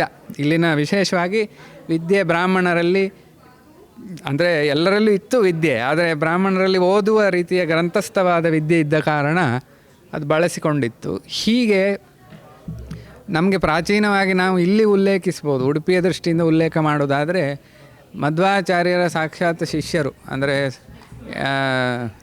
1300 ಇಸ್ವಿಯ ಆ ಪರಿಸರದಲ್ಲಿ ಆಚಾರ್ಯರಿದ್ದದ್ದು. ಅವರ ಸಾಕ್ಷಾತ್ ಶಿಷ್ಯರಾದ ಋಷಿಕೇಶ ತೀರ್ಥರು ಅಂತ ಅಷ್ಟಮಠದಲ್ಲಿ ಒಂದಾದ ಪಲಿಮಾರು ಮಠದ ಮೂಲ ಪುರುಷರು, ಮಧ್ವಾಚಾರ್ಯರ ಸಾಕ್ಷಾತ್ ಶಿಷ್ಯರು. ಅವರು ಮಧ್ವಾಚಾರ್ಯರು ಹೇಳಿದಂತಹ ಗ್ರಂಥಗಳು, ಅಂದರೆ ಸರ್ವಮೂಲ ಗ್ರಂಥಗಳು ಅಂತ ಅದಕ್ಕೆ ಹೇಳ್ತಾರೆ, ಅದನ್ನೆಲ್ಲ ಬರೆದು ಇಟ್ಟಿದ್ದಾರೆ. ಅದು ಎಲ್ಲ ತುಳು ಲಿಪಿಯಲ್ಲೇ ಬರೆದದ್ದು, ಪ್ರಾಚೀನ ದಾಖಲೆ. ಶುದ್ಧವಾದ ಮುತ್ತಿನಂತಿನ ಅಕ್ಷರ, ತುಳು ಅಕ್ಷರ. ಆ ತುಳು ಲಿಪಿ ಯಾವ ರೀತಿ ರೂಪುಗೊಂಡಿದೆ ಅಂದರೆ, ತಾಳೆಗರಿಗಳು ಕಂಠದಲ್ಲಿ ಬರೆಯುವಂಥದ್ದು, ಅದಕ್ಕೆ ಯಾವುದೇ ಗೀಟು ಇತ್ಯಾದಿಗಳಿಲ್ಲದೆ ಸುಳಿಯ ಆಕಾರದಲ್ಲಿ ಇರುವಂಥದ್ದು. ತಾಳೆಗರಿ ಹರಿಯದಂತೆ ಅದರ ನಿರ್ಮಾಣ, ರಚನೆ ವಿನ್ಯಾಸ ರೂಪುಗೊಂಡಿದೆ. ಅದೇ ರೀತಿ ಬರಿತಾ ಇದ್ದರು. ಒಮ್ಮೆ ಹಿಡಿದರೆ ಸಂಪೂರ್ಣ ಮುಗಿಸಿಯೇ ಕಂಠವನ್ನು ತೆಗೆಯುವ ಹಾಗೆ. ಹೀಗೆಲ್ಲ ಅವರ ಬರವಣಿಗೆ ಇದು. ಪ್ರಾಯೋಗಿಕವಾಗಿ ನಾವು ಅದನ್ನು ಗಮನಿಸಿದಾಗ ಮಾತ್ರ ಆ ಲಿಪಿ ಯಾವ ರೀತಿ ಹೊರಗೆ ಬಂದಿದೆ. ಒಂದು ಚಹಾ ಬರೆದ್ರೆ ಅದಕ್ಕೆ ಒಂದು ಕೊಂಬು ಕೊಟ್ಟು ಅಲ್ಲೇ ಮುಂದುವರಿಸಿ ಮಹಾಪ್ರಾಣ ಚಹಾ ಬರೆಯುವ ಹಾಗೆ, ಹೀಗೆಲ್ಲ ಅದನ್ನು ನೋಡುವಾಗ ಗೊತ್ತಾಗ್ತದೆ. ಅದಕ್ಕೆ ಅನುಕೂಲವಾಗಿ ಲಿಪಿ ರಚನೆಯನ್ನೆಲ್ಲ ಮಾಡಿದ್ದಾರೆ. ಅದು 51 ಅಕ್ಷರಗಳಿದೆ, 51 ಅಕ್ಷರಗಳಿರುವಂಥದ್ದು. ಅದು ಆ ಸಂಸ್ಕೃತವನ್ನು ಬರಿತಾ ಇದ್ದರು. ವಿಶೇಷವಾಗಿ ಕನ್ನಡ, ತುಳು ಇತ್ಯಾದಿಗಳನ್ನು ಬರೀಲಿಕ್ಕೆ ಬಳಸಿದ್ದಾರೆ. ಕೆಲವು ಶಾಸನಗಳು ಕೂಡ ತುಳು ಲಿಪಿಯಲ್ಲಿ ಲಭ್ಯವಾಗಿದ್ದನ್ನು ವಿದ್ವಾಂಸರು ಗುರುತಿಸಿದ್ದಾರೆ. ಹೀಗೆ ತುಳು ಲಿಪಿಗೆ ಒಂದು ವಿಶಿಷ್ಟತೆ ಇದೆ ಅನ್ನೋದನ್ನು ಮಾತ್ರ ನಾವು ಒಪ್ಪಬೇಕು. ಪ್ರಾಚೀನತೆಯೂ ಇದೆ, ವಿಶಿಷ್ಟತೆಯೂ ಇದೆ. ಅನೇಕ ಜ್ಞಾನಿಗಳೆಲ್ಲ ಬಳಸಿದ್ದಾರೆ ಇತ್ಯಾದಿಗಳನ್ನೆಲ್ಲ ನೋಡುವಾಗ ತುಳು ಲಿಪಿಯಲ್ಲಿ ಆಯುರ್ವೇದ ವಿಭಾಗವೂ ಇದೆ. ಕೊನೆಗೆ ಲೆಕ್ಕಗಳನ್ನು ಕೂಡ ತುಳು ಲಿಪಿಯಲ್ಲಿ ಬರೆದಿಟ್ಟದ್ದಿದೆ. ತುಳು ಲಿಪಿಗೆ ಸಂಖ್ಯೆಗಳು ಇದೆ. ಹೀಗೆ ಎಲ್ಲವೂ ತುಳು ಲಿಪಿಯಲ್ಲಿ ಇದೆ. ಅದರಲ್ಲಿರುವಂಥ ಅಗಾಧ ಜ್ಞಾನವನ್ನು ಇಂದು ನಾವು ಮಾಚಿದ್ದೇವೆ. ಈಗ ನಾವು ತುಳು ಲಿಪಿಗೆ ಯುನಿಕೋಡ್ ಇತ್ಯಾದಿಗಳನ್ನು ರಚನೆ ಮಾಡಿದರೂ ಕೂಡ ಅದನ್ನೇ ಹಿಡ್ಕೊಂಡು ತಾಡಪತ್ರಗಳನ್ನು ಓದಲಿಕ್ಕೆ ಕಷ್ಟ. ಯಾಕಂದರೆ ಅದು ಪ್ರಾಚೀನ ಲಿಪಿಯ ಜ್ಞಾನ ಇದ್ದರೆ ಮಾತ್ರ ಅದನ್ನು ಓದ್ಬೋದು. ಈಗ ನಾವು ಕನ್ನಡದ ಪ್ರಭಾವಗಳನ್ನು ಇಟ್ಟುಕೊಂಡು ತುಳು ಲಿಪಿಯನ್ನು ರಚಿಸಿದ್ದೇವೆ, ಅದಕ್ಕೆ ಒಂದು ರೂಪ ಕೊಟ್ಟಿದ್ದೇವೆ. ಅದೊಂದು ಅಭಿಮಾನದ ವಿಚಾರ ಇಟ್ಕೊಂಡಿದ್ದೇವೆ, ಅದು ಬೇರೆ ಮುಖ. ಹೀಗೆ ತುಳು ಲಿಪಿಯನ್ನು ಅರ್ಥೈಸಿಕೊಂಡು ಆಯುರ್ವೇದದ ದೃಷ್ಟಿಯಿಂದ ಅಲ್ಲಿನ ಅಪೂರ್ವ ವೈದ್ಯ ಶಾಸ್ತ್ರದ ವಿಚಾರಗಳು ಎಲ್ಲರ ರೋಗ ದೂರ ಮಾಡಲಿಕ್ಕೆ ಸಹಾಯ ಆಗಲಿ ಅನ್ನೋ ದೃಷ್ಟಿಯಿಂದ ಭಾರತ ಸರ್ಕಾರದ ಮಾರ್ಗದರ್ಶನದಲ್ಲಿ ವಾದಿರಾಜ ಸಂಶೋಧನಾ ಕೇಂದ್ರ ಒಂದು ಇಲ್ಲಿನ ಸಂಶೋಧನಾ ತರಗತಿಯನ್ನು ಮಾಡಿದೆ. ಅದರಲ್ಲಿ ಎಲ್ಲರೂ ತುಳು ಲಿಪಿ ಒಟ್ಟಿಗೆ ಮೋಡಿ ಲಿಪಿ ಕೂಡ, ಮೋಡಿ ಕನ್ನಡ ಲಿಪಿಯನ್ನು ಕೂಡ ಕಲಿತಾ ಇದ್ದಾರೆ. ಇದೊಂದು ಒಳ್ಳೆಯ ಕೆಲಸ. ಇದರ ಉಪಯೋಗ ಪಡ್ಕೊಂಡ್ರೆ ಖಂಡಿತ ಲೋಕಕ್ಕಂತೂ ಕ್ಷೇಮ ಇದೆ. ಒಳ್ಳೆಯ ವೈದ್ಯ ಸಿಕ್ಕಿ ಎಲ್ಲ ರೋಗ ದೂರ ಆಗ್ತದೆ ಅನ್ನೋದನ್ನು ನಾವು ತಿಳ್ಕೊಳ್ಬೇಕು. ಈ ದೃಷ್ಟಿಯಿಂದ ಆಯುರ್ವೇದದ ವೈದ್ಯಕ್ಕೆ ಹೆಚ್ಚು ಫಸ್ಟ್ ಗಮನ ಕೊಟ್ಟಿದ್ದಾರೆ. ಇನ್ನು ಲೋಕವನ್ನು ದಾಟಲಿಕ್ಕೆ ಬೇಕಾದ ಶಾಸ್ತ್ರ ಗ್ರಂಥಗಳ ಹಿನ್ನೆಲೆಯೂ ಇದೇ ರೀತಿ ಹೊರಗೆ ಬಂದರೆ ಇಲ್ಲಿಯೂ ಸುಖವಾಗಿರ್ಬೋದು, ಅಲ್ಲಿಯೂ ಸುಖವಾಗಿ ತೆರಳ್ಬೋದು ಅನ್ನೋ ದೃಷ್ಟಿಯಿಂದ ಇದಕ್ಕೆ ಬೆಲೆ ಇದೆ ಅಂತ ಹೇಳ್ತಾ, ಆದಷ್ಟು ಎಲ್ಲರೂ ತುಳು ಲಿಪಿಯನ್ನು ತಾಡವಾಲೆಯಲ್ಲಿದ್ದ ಹಾಗೆ ಕಲೀರಿ. ಅದು ನಮ್ಮ ತುಳು ಲಿಪಿ ಅಂತ ತಗೊಳ್ಳೋರು ಹೆಮ್ಮೆಯಿಂದ ಹೇಳಿಕೊಳ್ಳಿ. ಅದಕ್ಕೆ ಇನ್ನೊಂದು ಹೆಸರು ಹೇಳಿ ನಾವು ಹೆಮ್ಮೆ ಪಡೋ, ತಿಗಳಾರಿ ಹೇಳಿ ಹೆಮ್ಮೆ ಪಡಲಿಕ್ಕೇನಿಲ್ಲ. ನಾವು ತುಳು ಲಿಪಿ ಅಂತ ಹೆಮ್ಮೆ ಪಡೋದ್ರಲ್ಲಿ ಹೆಚ್ಚು ಅರ್ಥ ಕಾಣ್ತದೆ ಅಂತ ಹೇಳ್ತಾ ನನ್ನ ಮಾತನ್ನು ಮುಗಿಸ್ತೇನೆ. ಶ್ರೀಕೃಷ್ಣಾರ್ಪಣಮಸ್ತು.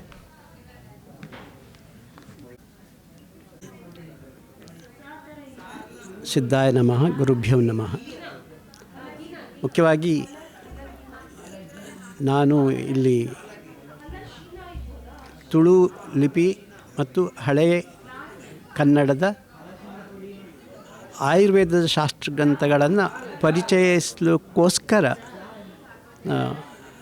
ಪುತ್ತಿಗೆ ಶ್ರೀಮಠದ ಭಾಗವಾಗಿ ಆಹ್ವಾನಿತ ಸಂಪನ್ಮೂಲ ವ್ಯಕ್ತಿಯಾಗಿ ತಮ್ಮ ಮುಂದೆ ಮಾತಾಡ್ತಾ ಇದ್ದೇನೆ. ಈ ಭಾರತೀಯ ಜ್ಞಾನಬೋಧ ಮಿಷನ್ ಹಿನ್ನೆಲೆಯಲ್ಲಿ ಮತ್ತು ನವದೆಹಲಿ ಸಂಸ್ಕೃತ ವಿಶ್ವವಿದ್ಯಾಲಯ, ಹೈದರಾಬಾದ್ ಆಯುರ್ವೇದ ಸಂಸ್ಥೆ ಎಲ್ಲರೂ ಕೂಡಿ ನಡೆಸುವಂತಹ ಈ ಕಾರ್ಯಾಗಾರ ನಿಜಕ್ಕೂ ಒಂದು ಅಪೂರ್ವವಾದದ್ದು. ನನ್ನ ಪರಿಮಿತಿಯಲ್ಲಿ ಹಳೆಯ ಏನೆಲ್ಲ ಬರಹಗಳಿದೆ ಅವುಗಳು ದಾಖಲಾಗಬೇಕು. ದಾಖಲಾಗುವುದು ಅಂತ ಹೇಳಿದರೆ ಹಿಂದೆ ಯಾವ ಪದ್ಧತಿಯಲ್ಲಿ ಅದನ್ನು ಬರೆದಿಡ್ತಾಯಿದ್ರು, ತಾಳೆಗರಿಯಲ್ಲಿರ್ಬೋದು, ಕೋರಿಕಾಗದಲ್ಲಿರ್ಬೋದು, ಈ ಅರ್ಥದಲ್ಲಿ ಇರುವಂತಹ ಮಾಹಿತಿಗಳನ್ನು ದಾಖಲು ಮಾಡಬೇಕು. ಅಂದರೆ ತಾಳೆಗರಿಯಲ್ಲಿಯೇ ಅದನ್ನು ಪ್ರತಿ ಮಾಡಲು ಅಥವಾ ಮತ್ತೊಮ್ಮೆ ಅದನ್ನು ಬರೆಯುವುದಕ್ಕೆ ಸಾಧ್ಯ ಇದೆ. ಈ ಒಂದು ನಿಷ್ಠೆಯಲ್ಲಿ ಕಲ್ಬರಹದಿಂದ ತಾಡೋಲೆಗೆ ಅನ್ನುವಂಥ ಪರಿಕಲ್ಪನೆಯನ್ನಿಟ್ಕೊಂಡು ನಾವು ಕೆಲಸ ಮಾಡಿದ್ದೇವೆ. 2007ರಲ್ಲಿ ಧರ್ಮಸ್ಥಳದ ಧರ್ಮಾಧಿಕಾರಿಗಳ ಒಂದು ಆಶೀರ್ವಾದ, ಒಪ್ಪಿಗೆ ಪಡೆದು ತುಳು ಲಿಪಿ, ತುಳು ಭಾಷೆಯಲ್ಲಿರುವಂತಹ 7 ಹಸ್ತಪ್ರತಿಗಳನ್ನು ತುಳು ಅಕಾಡೆಮಿ ಮೂಲಕ ಮಾಡಲಾಯಿತು. ಆ ನಂತರ ತುಳು ಶಾಸನಗಳನ್ನು ಈ ಕೋವಿಡ್ ಆರಂಭ ಆಗುವ ಮುನ್ನವೇ ಸುಮಾರು 50ರಿಂದ 55 ಶಾಸನಗಳು ಪ್ರಕಟ ಮಾಡಿದ್ವಿ, ತುಳು ಲಿಪಿ ಶಾಸನಗಳು.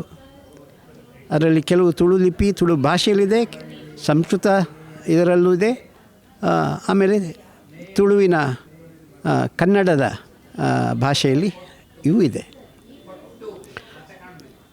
ಓರ್ವ ಎಪಿಗ್ರಾಫಿಸ್ಟ್ ಅಥವಾ ಪುರಾತತ್ವ ಅಧ್ಯಯನ ಮಾಡಿದ ಅಭ್ಯರ್ಥಿಯಾಗಿ ನಾವು ಇದನ್ನು ಯಾಕೆ ಪುನರಪಿ ಕೊರೆದು ಬರೆಯುವ ಪದ್ಧತಿಯಲ್ಲಿ ಯಾಕೆ ಅಳವಡಿಸಿಕೊಳ್ಬಾರ್ದು ಅನ್ನುವ ಒಂದು ಉದ್ದೇಶದಿಂದ, ಹಾಗಿದ್ದರೆ ಈ ಉದ್ದೇಶ ಸಾಧಿತವಾಗಬೇಕಾದ್ರೆ ಈ ಹಸ್ತಪ್ರತಿಗಳು ಅಥವಾ ಅದರ ಎಲೆಗಳು ಎಲ್ಲಿ ಸಿಗಬಹುದು ಅಂತ ಆಲೋಚನೆ ಮಾಡಿದಾಗ ಈ ಮರ ಅಥವಾ ವೃಕ್ಷ ಏನು ತಾಡೋಲೆ ಪತ್ರದ ವೃಕ್ಷ ಅದು ವಿಶ್ವದ ಕೆಂಪು ಪಟ್ಟಿಯಲ್ಲಿದೆ ಅಂತ ಗೊತ್ತಾಯಿತು.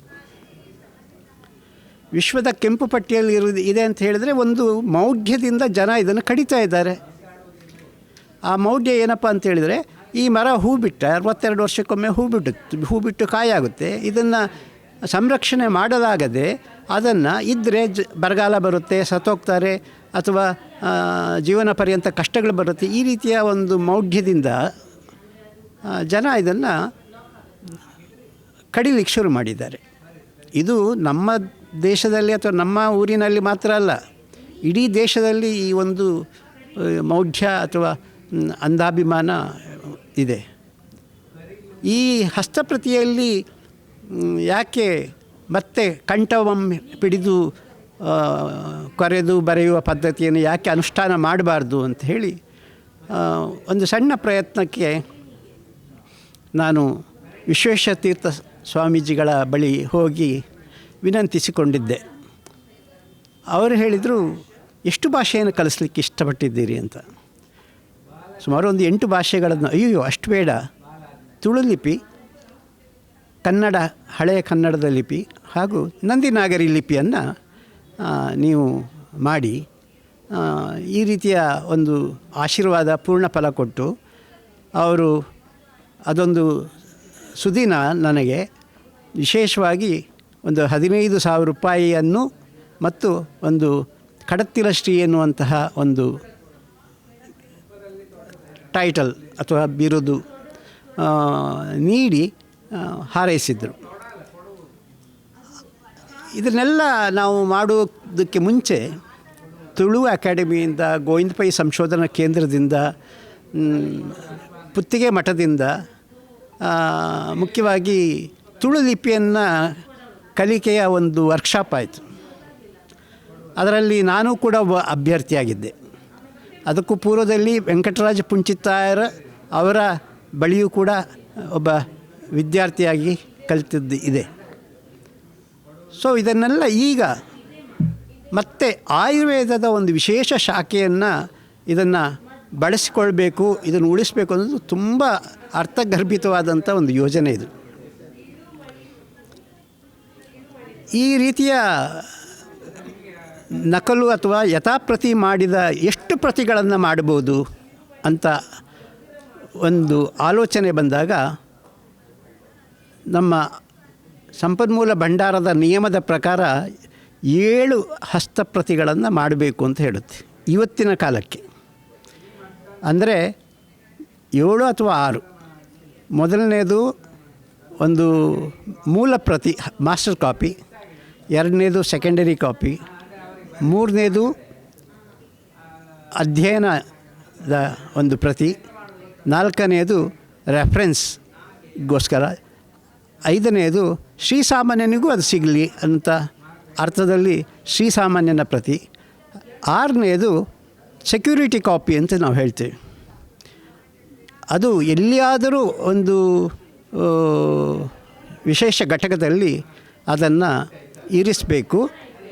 7ನೇದು ಅನ್ನೋನ್ ಪ್ಲೇಸ್ ಕಾಪಿ ಅಂತ ನಾವು ಹೇಳ್ತೇವೆ. ಅಂದರೆ ಯಾರಿಗೂ ಗೊತ್ತಿಲ್ಲದೆ ಇನ್ನೊಂದು ಪ್ರದೇಶದಲ್ಲಿ ಅದನ್ನು ಸಂರಕ್ಷಣೆ ಮಾಡಿ ಇಡುವುದು. ಹೀಗೆ 7 ಪ್ರತಿಗಳನ್ನು ಮಾಡಬೇಕು ಅಂಥೇಳಿ ಒಂದು ಸಣ್ಣ ಒಂದು ಪ್ರಯತ್ನವನ್ನು ಮಾಡಿದ್ದಿದೆ. ಇದಕ್ಕೆ ಕಾರಣ ಸಂಗೀತ ರತ್ನಾಕರ ಸಂಬಂಧವಾಗಿ ಅಧ್ಯಯನ ಮಾಡಲು ಬಂದಂತಹ ಆರ್ನಾಲ್ಡ್ ಬಾಕೆ ಅನ್ನುವಂತಹ ಒಬ್ಬ ಡಚ್ ವಿದ್ವಾಂಸ, ಅವನು 1938ರಲ್ಲಿಯೇ ದಾಖಲು ಮಾಡಲಿಕ್ಕೆ ಶುರು ಮಾಡ್ತಾನೆ. ತಾಳೆಗರಿಯಿಂದ ಇಲ್ಲಿದ್ದಂತಹ ಗ್ರಂಥಗಳನ್ನು ಓದಿಸಿದ್ದೂ ಇದೆ. ಇಲ್ಲಿ ಮುಖ್ಯವಾಗಿ ಈ ಆಯುರ್ವೇದದ ಶಾಸ್ತ್ರಗ್ರಂಥಗಳನ್ನು, ಅಂದರೆ ನಿನ್ನೆ ಒಂದು ಸಣ್ಣ ಒಂದು ಕಮ್ಮಟದಲ್ಲಿ ಅಭ್ಯಾಸ ನಡೆಯಿತು. ಅದೇ ದಿನ ಅವರಿಗೆಲ್ಲ, ಅಂದರೆ ಅಭ್ಯರ್ಥಿಗಳಿಗೆ ಕಂಠವನ್ನು ಆಮೇಲೆ ತಾಡೋಲೆಯನ್ನು ಕೊಡುವುದರ ಮೂಲಕ ಬರವಣಿಗೆಯ ಒಂದು ಸಣ್ಣ ತಾಲೀಮು ನಡೀತು. ನಿನ್ನೆ ಅತ್ಯಂತ ಶುಭವಾದ ದಿನ, ಅದು ಶಾಸ್ತ್ರದಾನದ ದಿನ. ಹೀಗಾಗಿ ಶ್ರುತಪಂಚಮಿಯಂದು ಈ ಬರವಣಿಗೆಯನ್ನು ಮಕ್ಕಳಿಗೆ ಮುಖ್ಯವಾಗಿ ಜೈನ ಸಮುದಾಯದಲ್ಲಿ ಬರೆಸುವ ಒಂದು ವಿಧಿಯನ್ನು ಪಾಲಿಸ್ತಾರೆ. ಮತ್ತು ಶಾಸ್ತ್ರದಾನ ಅಂತ ಹೆಸರು. ಆ ಹೆಸರಿನಲ್ಲಿ ಯಾವ್ಯಾವ ದೇವಸ್ಥಾನಗಳಲ್ಲಿ, ಮಠಗಳಲ್ಲಿ, ಮಂದಿರಗಳಲ್ಲಿ ಶಾಸ್ತ್ರಗಳನ್ನು ಸಂರಕ್ಷಣೆ ಮಾಡಿಟ್ಟಿದ್ದಾರೋ ಅಲ್ಲಿ ಭೇಟಿ ಕೊಡುವಂಥದ್ದು ಶಾಸ್ತ್ರದಾನದ ಈ ಶ್ರುತಪಂಚಮಿಯ ದಿನದ ಒಂದು ವಿಶೇಷತೆ. ಯಾರು ಎಲ್ಲಿ ಬೇಕಾದ್ರೂ ಹೋಗಿ ಈ ರೀತಿ ಹಸ್ತಪ್ರತಿ ಭಂಡಾರಗಳಿದ್ದರೆ ಅಲ್ಲಿ ಹೋಗಿ ನೋಡಿ ಅದಕ್ಕೊಂದು ನಮಸ್ಕಾರ ಮಾಡಿ ಏನೆಲ್ಲ ವಿಷಯಗಳಿದೆ ಅಂತ ತಿಳಿದುಕೊಳ್ಳುವಂಥದ್ದು. ಅಂತಹ ಒಂದು ಸುದಿನದಲ್ಲಿ ಇಲ್ಲಿದ್ದಂತಹ ಎಲ್ಲ ಅಭ್ಯರ್ಥಿಗಳು ಶ್ರೀತಾಳೆ ಎಲೆಯನ್ನು ಸ್ವೀಕರಿಸಿ ಬರೆಯಲು ಕಂಠದ ಮೂಲಕ ಕೊರೆದು ಬರೆಯುವ ಪದ್ಧತಿ ನಾನು ಹೇಳ್ತಾ ಇರೋದು, ಬರೆಯಲು ಆರಂಭಿಸಿದರು. ಇದು ಮುಂದುವರಿಬೇಕು ಅನ್ನುವಂಥದ್ದು ಒಂದು ಆಲೋಚನೆ.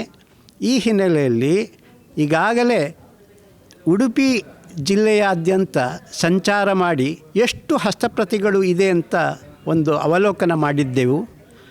ಅದರ ಪ್ರಕಾರ 65% ತುಳು ಲಿಪಿ ಕನ್ನಡ ಭಾಷೆಯಲ್ಲಿ, ಕೆಲವು ತುಳು ಲಿಪಿಯಲ್ಲಿ, ತುಳು ಭಾಷೆಯಲ್ಲಿ ಇದೆ. ಅಂದರೆ 910 ಹಸ್ತಪ್ರತಿಗಳು ಇವತ್ತು ಡಾಟಾ ಸೆಟ್ಟಲ್ಲಿ ಅಥವಾ ಡಾಟಾ ಬ್ಯಾಂಕಲ್ಲಿ ನಮೂದು ಮಾಡಿ ಇಟ್ಟಿದ್ದೇವೆ. ಮತ್ತು ಅಲ್ಲಿ ದೊರಕಿರುವ ಕೆಲವು ಹಸ್ತಪ್ರತಿಗಳ ಕೊಲ್ಲೂರು ಪುರುಷೋತ್ತಮ ಜೋಯಿಸರ ಮನೆಯಲ್ಲಿ ವಿಷ್ಣು ಸಹಸ್ರನಾಮದ ಕೃತಿಯಲ್ಲಿ ಅಭ್ಯಾಸಾರ್ಥಿಯಾಗಿ ಮಾಡಿಕೊಂಡಂತಹ ಒಂದೆರಡು ಹಾಳೆಗಳು ಅಕ್ಷರಗಳನ್ನು ನಮಗೆ ಪರಿಚಯ ಮಾಡಿದ್ದಿದೆ. ಆ ನಂತರ ಇದನ್ನೆಲ್ಲ ಗಮನದಲ್ಲಿಟ್ಕೊಂಡು, ಪುರಾತತ್ವ ಶಾಸನಗಳನ್ನು ಗಮನದಲ್ಲಿಟ್ಕೊಂಡು, ಹಸ್ತಪ್ರತಿಗಳನ್ನು ಗಮನದಲ್ಲಿಟ್ಕೊಂಡು ತುಳು ಅಕಾಡೆಮಿ ಭಾಳ ಹಿಂದೆ ಫಾಂಟ್ಗಳನ್ನು ಯಾಕೆ ನಿರ್ಮಿತಿ ಮಾಡಬಾರ್ದು ಅಂತ ಹೇಳಿ ಫಾಂಟನ್ನು ನಿರ್ಮಿತಿ ಮಾಡಲ್ಪಟ್ಟಿತು. ಆವಾಗ ಪುತ್ತಿಗೆ ಮಠದಿಂದ ಶ್ರೀವತ್ಸ ಅವರು ಉಪಸ್ಥಿತರಿದ್ದರು. Radhakrishna Bellur, professor S A Krishnaiah, ಹೀಗೆ ಇನ್ನೂ ಅನೇಕರು ಈ ಕಾರ್ಯದಲ್ಲಿ ತೊಡಗಿಸಿಕೊಂಡಿದ್ದರು. ಇವತ್ತು ಯೂನಿಕೋಡು ವ್ಯಾಪ್ತಿಗೆ ಈ ಈ ಲಿಪಿಯನ್ನು ಅನುಷ್ಠಾನ ಮಾಡಲಿಕ್ಕೆ ಎಲ್ಲ ವ್ಯವಸ್ಥೆಗಳು ಆಗಿದೆ, ಕೆಲವು ಕಡೆ ಪ್ರಚಲಿತಕ್ಕೂ ಬಂದಿದೆ. ಸೊ ಈ ದೃಷ್ಟಿಕೋನದಿಂದ ತುಳು ಲಿಪಿಯನ್ನು ಪುನರಪಿ ಏನೆಲ್ಲ ಹಸ್ತಪ್ರತಿಯಲ್ಲಿ ಅಡಗಿದೆಯೋ ಆ ವಿಷಯಗಳನ್ನು ಓದಿ ಮತ್ತು ಮನನ ಮಾಡಿಕೊಂಡು ಮತ್ತು ಅದನ್ನು ಬರೆಯುವುದರ ಮೂಲಕವಾಗಿ ವಿಶೇಷವಾಗಿ ಜ್ಞಾನ ಸಂಪಾದನೆಯನ್ನು ಮಾಡಿಕೊಳ್ಳುವುದು ಅನಿವಾರ್ಯ ನಮಗೆ. ಮುಖ್ಯವಾಗಿ ಆಯುರ್ವೇದದ ಪದ್ಧತಿ. ಈ ಆಯುರ್ವೇದ ಪದ್ಧತಿ ಅಂದರೆ ಬರಿಗಾಲ ವೈದ್ಯರ ಒಂದು ಜ್ಞಾನ ಭಾಗ. ಎಷ್ಟೋ ಜನರಿಗೆ ಇವತ್ತಿಗೂ ಕೂಡ ಈ ಆಯುರ್ವೇದ ಅಂತ ಹೇಳಿದರೆ ಅದೊಂದು ಶಾಖೆ ಶಾಸ್ತ್ರ ಅಂತ ಭಾವಿಸಿದ್ದರು. ತೆರೆಮರೆಯಲ್ಲಿ ಬರಿಗಾಲ ವೈದ್ಯರಾಗಿ ಇಂದಿಗೂ ಕೂಡ ಉಚಿತವಾಗಿ ಆರೋಗ್ಯ ವಿಚಾರಗಳನ್ನು ಶುಶ್ರೂಷೆಗಳನ್ನು ಮಾಡುವಂಥವರು ನಮ್ಮಲ್ಲಿ ಭಾಳಷ್ಟು ಮಂದಿ ಇದ್ದಾರೆ. ಈ ಎಲ್ಲ ಅರ್ಥದಲ್ಲಿ ಈ ತಾಳೆ ಗರಿಯ ಸಂಬಂಧವಾಗಿ ಇದು ಮತ್ತೆ ಆ ಗಿಡವಾಗಿ ಮರವಾಗಿ ಬೆಳೆಸಬೇಕು ಅನ್ನೋ ಒಂದು ಉತ್ತಮ ವಿಚಾರವನ್ನು ಮನದಲ್ಲಿ ಇಟ್ಕೊಂಡು ನಾವು ಕೆಲಸ ಮಾಡಿದ್ದು ಇದೆ. ಒಂದು ಮರದಲ್ಲಿ 62 ವರ್ಷ ಬೇಕು ಹೂವು ಬಿಟ್ಟು ಕಾಯಾಗಲಿಕ್ಕೆ. ಸುಮಾರು 2 ಟನ್ ಬೀಜಗಳು ಉತ್ಪತ್ತಿ ಆಗುತ್ತೆ. 2 ಟನ್ ಬೀಜಗಳು ಉತ್ಪತ್ತಿ ಆದರೂ ಕೂಡ ಈ ಮರ ವಿನಾಶದಲ್ಲಿದೆ ಅನ್ನೋದು ಇವತ್ತಿಗೂ ಖಚಿತವಾದಂಥ ಮಾಹಿತಿ ಇದು. ಇದನ್ನು ಐವರಿ ಸ್ಟ್ರೆಂತ್ ಸೀಡ್ ಅಂತ ನಾವು ಹೇಳ್ತೀವಿ. ಐವರಿ ಸ್ಟ್ರೆಂತ್ ಸೀಡ್ ಅಂತ ಹೇಳಿದ್ರೆ ಒಂದು ದಂತದ ಕಾಠಿಣ್ಯ ಇರತಕ್ಕಂತಹ ಒಂದು ಬೀಜ. ಹೀಗಾಗಿ ಈ ಶಿವರಾಮ್ ಕಾರಂತರಿಗೆ ಒಂದು ಮಗು ಪ್ರಶ್ನೆ ಕೇಳುತ್ತೆ, ಅಜ್ಜ ಸಬ್ಬಕ್ಕಿ ಎಲ್ಲಿ ಬೆಳೀತಾರೆ ಅಂತೇಳಿ. ಆವಾಗ ಶಿವರಾಮ್ ಕಾರಂತರು ಹೇಳಿದರು, ಮಗು ಸಬ್ಬಕ್ಕಿ ಎಲ್ಲೂ ಬೆಳೆಯುವಂಥದ್ದಲ್ಲ, ಅದೊಂದು ಮರದ ತಿರುಳು, ಸೀತಾಳೆ ಮರದ ತಿರುಳು. ಈ ಮಾತನ್ನು ನಾನು ಯಾಕೆ ಇಲ್ಲಿ ಹೇಳ್ತಾ ಇದ್ದೀನಿ ಅಂತ ಹೇಳಿದರೆ, ಹಿಂದೆ ಒಂದು ಕ್ಷೇತ್ರದಲ್ಲಿ ಒಂದು 100ರಿಂದ 200 ಮರಗಳಿದ್ದರೆ ಇದ್ದಿತ್ತು ಅನ್ನುವುದು ಹೌದು. ಆದರೆ ಅಲ್ಲಿರ್ತಕ್ಕಂತಹ ನಿವಾಸಿಗಳು ಒಂದು 100 ಕುಟುಂಬ 3 ತಿಂಗಳಿಗೆ ಸಾಕಾಗುವಷ್ಟು ಒಂದು ವಿಶೇಷ ಪ್ರೋಟೀನ್ ಇರುವಂತಹ ಆಹಾರ ಸಬ್ಬಕ್ಕಿ ರೂಪದಲ್ಲಿ ಅದು ದೊರೀತಾ ಇತ್ತು. ಅಂದರೆ ಅದನ್ನು ಆ ಮರವನ್ನು ಕೆತ್ತಿ ಒಳಗೆ ಇರುವ ತಿರುಳನ್ನು ಅರೆದು ಅದನ್ನು ಚರಟ ಮಾಡಿ ಅದನ್ನು ಗಾಳಿಸಿ ಆಮೇಲೆ ಒಣಗಿಸಿ ಇಟ್ಟರೆ ಅದುವೇ ಸಬ್ಬಕ್ಕಿ. ಇದು ಗಾಳಿ ಆಡದ ಭರಣಿಯಲ್ಲಿ ಇಟ್ಟಿದ್ದೇ ಹೌದು ಅನ್ನೋದಾದರೆ ಸುಮಾರು 20 ವರ್ಷದವರೆಗೆ ಈ ಅಕ್ಕಿಯನ್ನು ಅಥವಾ ಈ ಧಾನ್ಯವನ್ನು ಅಥವಾ ಈ ಒಂದು ಪೌಡರನ್ನು ಪುಡಿಯನ್ನು ಬಳಸ್ಬೋದು. ಇವತ್ತಿಗೂ ಕೂಡ ನಮ್ಮಲ್ಲಿ ಇದು ಆಯುರ್ವೇದದ ರೀತಿಯಲ್ಲಿ ಇದರೆಲ್ಲ ಬಳಕೆ ಬಗ್ಗೆ ಏನೆಲ್ಲ ಮಾಹಿತಿ ಇದೆ ಅಂತ ನನಗೆ ಗೊತ್ತಿಲ್ಲ. ಆದರೆ ಬರಿಗಾಲ ವೈದ್ಯರಾಗಿ ಇವತ್ತಿಗೂ ಕೂಡ ನಮ್ಮ ಕಟಪಾಡಿಯಲ್ಲಿ ಓರ್ವ ಸತೀಶ್ ವೈದ್ಯರು ಈ ಕಿಡ್ನಿ ಸ್ಟೋನಿಗೆ ಮತ್ತು ಈ ಹಳದಿ ರೋಗಕ್ಕೆ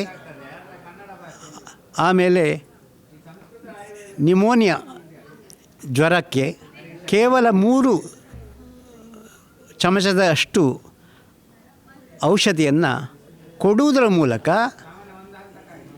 ಇದನ್ನು ಪರಿಹರಿಸ್ತಾ ಇದ್ದಾರೆ.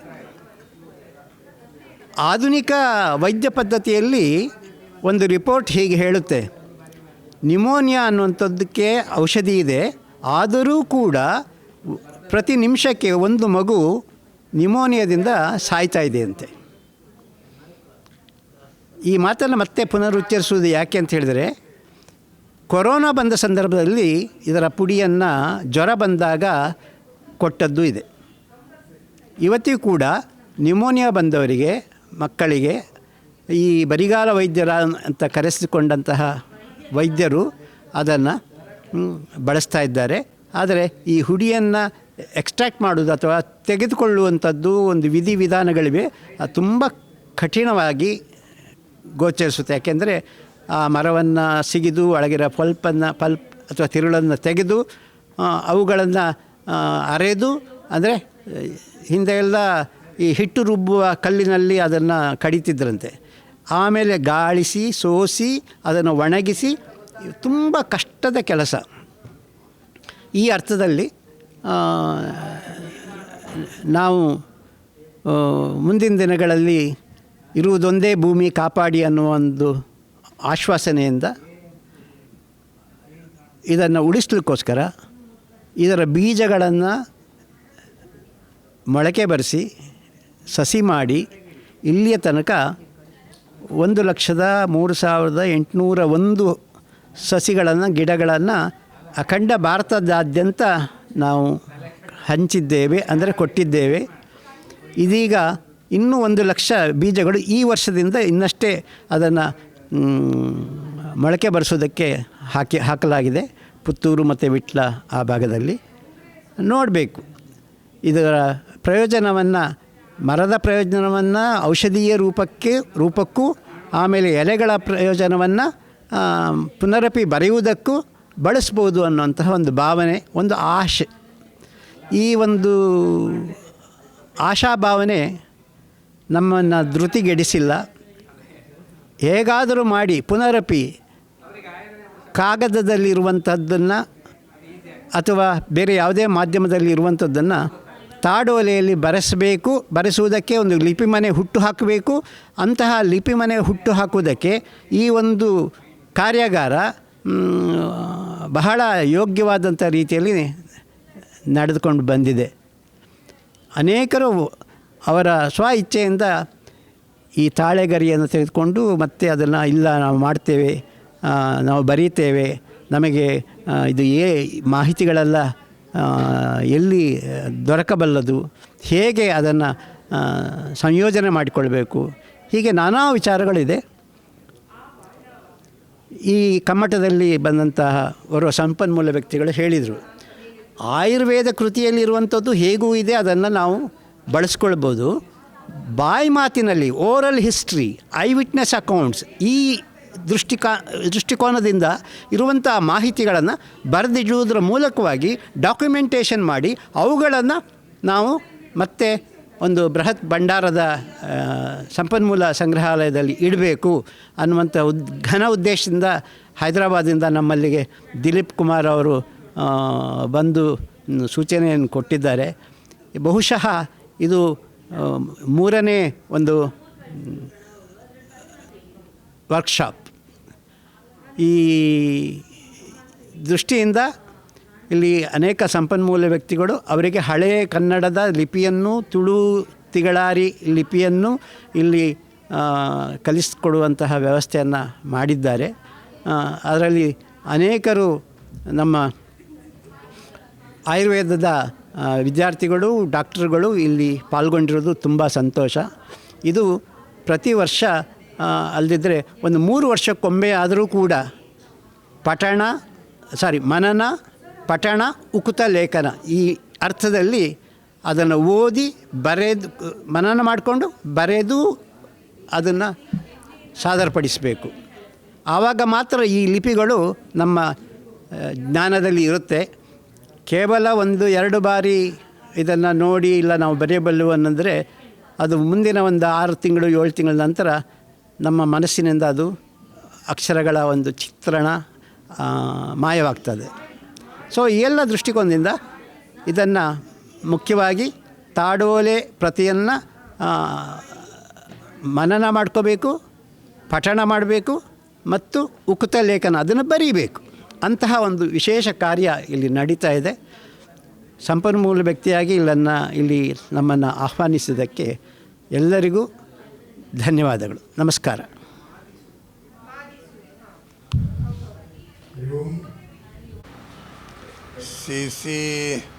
CCS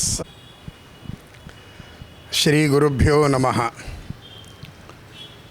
ನಮ್ಮ ಕರ್ನಾಟಕದ ಕರಾವಳಿಯ ಪ್ರದೇಶದಲ್ಲಿ ಪ್ರತಿಯೊಂದು ಮನೆಗಳನ್ನು ನಾವು ಗುರುತಿಸುವಾಗ ಅನೇಕ ಪ್ರಾಚೀನ ವಿದ್ವಾಂಸರ ಮನೆಗಳು, ಆಯುರ್ವೇದದ ಪಾರಂಪರಿಕ ವಿದ್ವಾಂಸರ ಮನೆಗಳು, ಅನೇಕ ದೇವಸ್ಥಾನಗಳ ಪಾರಂಪರಿಕ ತಂತ್ರಿಗಳ ಮನೆಗಳು, ಪುರೋಹಿತರ ಮನೆಗಳು, ಹೀಗೆ ಅನೇಕ ವಿಧವಾದಂತಹ ವಿದ್ವತ್ ಪರಂಪರೆಯನ್ನು ನಾವು ಇಲ್ಲಿ ಕಾಣಬಹುದು. ಈ ಎಲ್ಲ ಮನೆಗಳಲ್ಲಿ ಹಿರಿಯರು ನಮಗೋಸ್ಕರವಾಗಿ ಕರುಣಿಸಿದ ಸಾವಿರಾರು ಹಸ್ತಪ್ರತಿಗಳು ಈ ತುಳುನಾಡಿನಲ್ಲಿ, ಕರ್ನಾಟಕದ ಕರಾವಳಿಯ ಪ್ರದೇಶದಲ್ಲಿ ಸಾಕಷ್ಟು ಇದೆ. ಈ ಎಲ್ಲ ಗ್ರಂಥಗಳ ಸಂರಕ್ಷಣೆಯಾಗಬೇಕಾದರೆ ಹಸ್ತಪ್ರತಿಗಳನ್ನು ಓದುವಂತಹ ವಿದ್ವಾಂಸರ ಪಡೆ ಅದು ಬಹಳ ಮುಖ್ಯವಾಗಿದೆ. ತುಳು ಲಿಪಿಯಲ್ಲಿ ಬರೆದಂತಹ ಸಂಸ್ಕೃತದ ಗ್ರಂಥಗಳು, ಮೋಡಿ ಕನ್ನಡದಲ್ಲಿ ಬರೆದಂತಹ ಗ್ರಂಥಗಳು, ಈ ಎಲ್ಲ ಗ್ರಂಥಗಳನ್ನು ನಾವು ಒಮ್ಮೆ ಓದಬೇಕಾದರೆ ಲಿಪಿಯ ಜ್ಞಾನವು ಬಹಳ ಮುಖ್ಯವಾಗ್ತದೆ.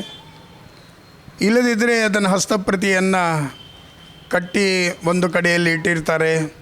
ಇಲ್ಲಿಯ ವಾತಾವರಣದಿಂದ, ಮಳೆಗಾಲದ ಒಂದು ವಿಪರೀತವಾದ ವಾತಾವರಣದಿಂದ ಫಂಗಸ್ ಎಲ್ಲ ಬಂದು ಗೆದ್ದಲು ಹಿಡಿದು ನಾಶವಾದಂಥದ್ದು ತುಂಬ ಇದೆ. ಈ ಎಲ್ಲ ಗ್ರಂಥಗಳ ರಕ್ಷಣೆ ನಿರಂತರ ನಡೀಬೇಕು ಅಂತ ಶ್ರೀ ಪುತ್ತಿಗೆ ಮಠಾಧೀಶರಾದ ಪರಮಪೂಜ್ಯ ಶ್ರೀ ಶ್ರೀ ಸುಗುಣೇಂದ್ರ ತೀರ್ಥ ಶ್ರೀಪಾದಂಗಳವರು 2009ರಲ್ಲಿ ಶ್ರೀ ವಾದಿರಾಜ ಸಂಶೋಧನಾ ಪ್ರತಿಷ್ಠಾನ ಅಂತ ಈ ಸಂಶೋಧನೆಗಾಗಿ ಈ ಸಂಸ್ಥೆಯನ್ನು ಸ್ಥಾಪನೆ ಮಾಡಿದರು.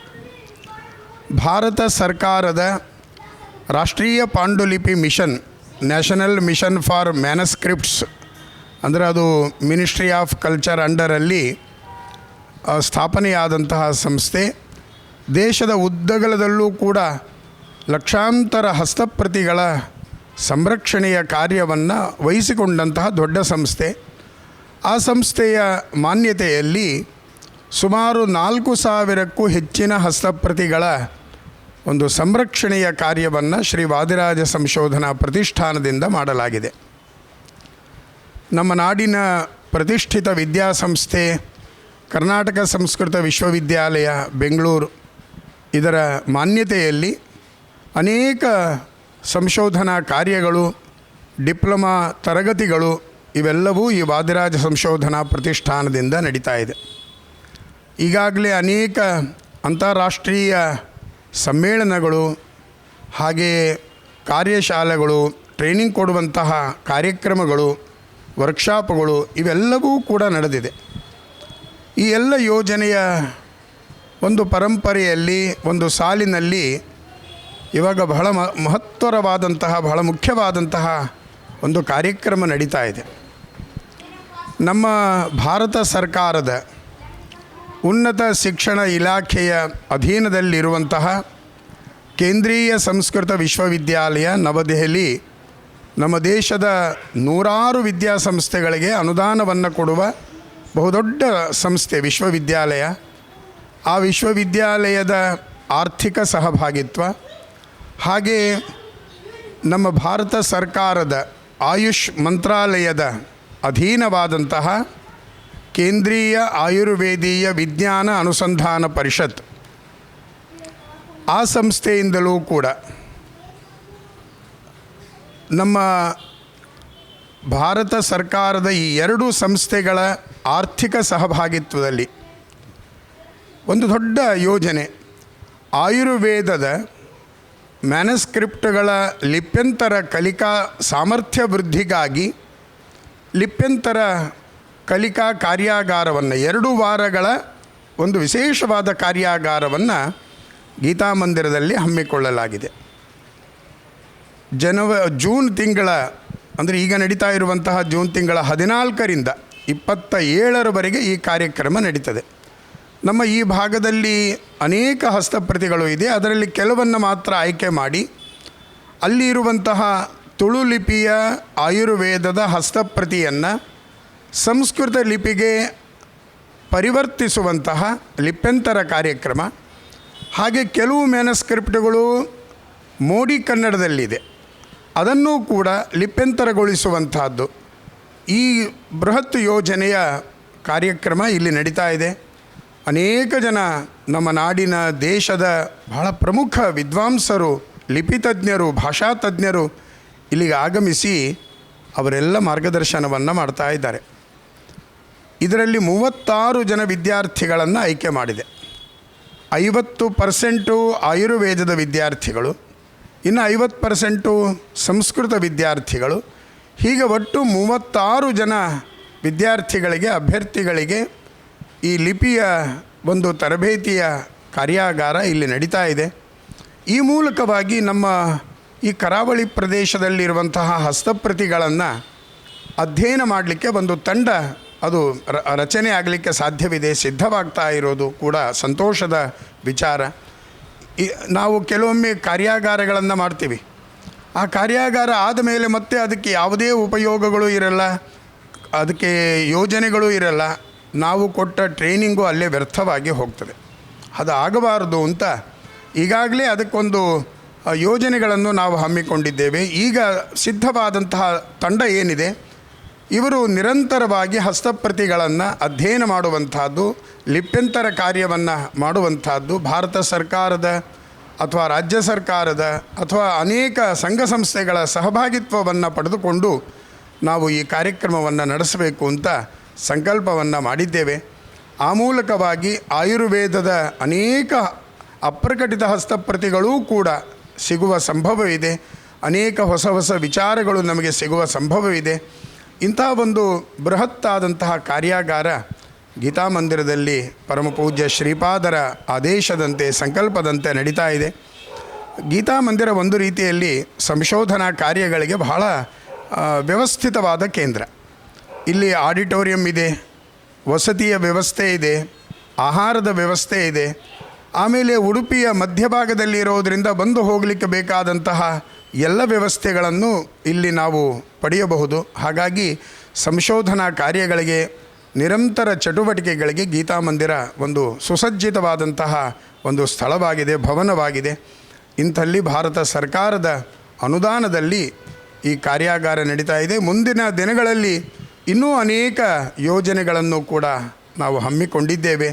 ನಿಮ್ಮೆಲ್ಲರ ಸಹಕಾರದಲ್ಲಿ, ಎಲ್ಲ ವಿದ್ವಾಂಸರ ಸಹಕಾರದಲ್ಲಿ, ಎಲ್ಲ ಪೀಠಾಧಿಪತಿಗಳ ಸಹಕಾರ, ಎಲ್ಲ ಸಂಘ ಸಂಸ್ಥೆಗಳ ಸಹಕಾರದಲ್ಲಿ ಈ ಯೋಜನೆಗಳು ಇನ್ನಷ್ಟು ಯಶಸ್ವಿಯಾಗಲಿ, ಜನಮಾನಸಕ್ಕೆ ಮುಟ್ಟುವಂಥದ್ದಾಗಲಿ, ಅನೇಕ ನಾಶದ ಅಂಚಿನಲ್ಲಿರುವ ಹಸ್ತಪ್ರತಿಗಳು ಅದು ಮತ್ತೆ ಜೀವಂತವಾಗುವ ಹಾಗೆ ಸಂರಕ್ಷಣೆಯನ್ನು ಮಾಡುವ ಈ ಕಾರ್ಯದಲ್ಲಿ ನಿಮ್ಮೆಲ್ಲರ ಸಹಕಾರವನ್ನು ಬಯಸ್ತಾ ಇದ್ದೀನಿ. ಕೃಷ್ಣಾರ್ಪಣಮಸ್ತು.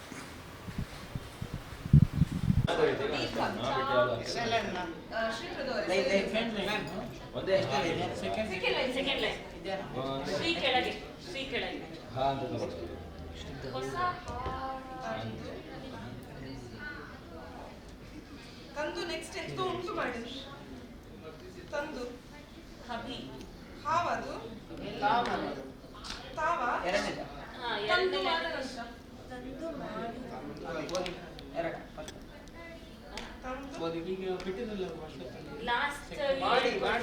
ಮಾಡಿಯಾ ಮಾಡಿ ಮಾ ಎಲ್ಲಿದೆ ಸರ್?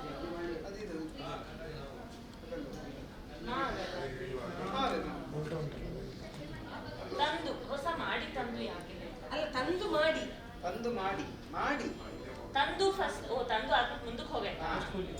ತಂದು ಮಾಡಿ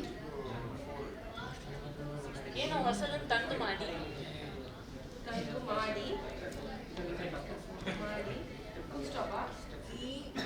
ಈಗ ಒಂದು ಈ ಬಂತು. ನಾನು ಬ್ಯಾಕ್ ಈಗ ರುಗೆ ಈಗ ರುಗ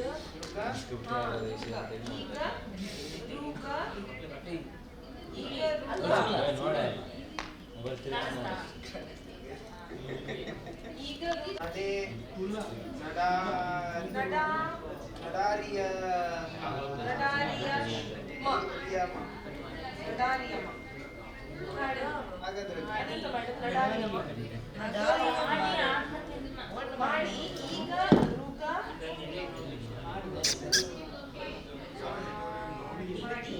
ಈಗ ರುಗ ಆ ನಾಯಿದು ಮುಂಚೆ ಇನ್ನೊಂದು ಎಂತದ್ದು ಹೌದು ಅಲ್ಲ ಈಗ ಆಗಲ್ಲ. ದಟ್ ಇಸ್ ಬ್ರಾ ಈ ಆನ್ ಟಾಪ್ ಅಲ್ಲಿ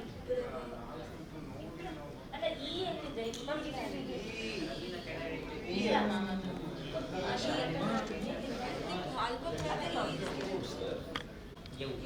ಈ plus ಯೌ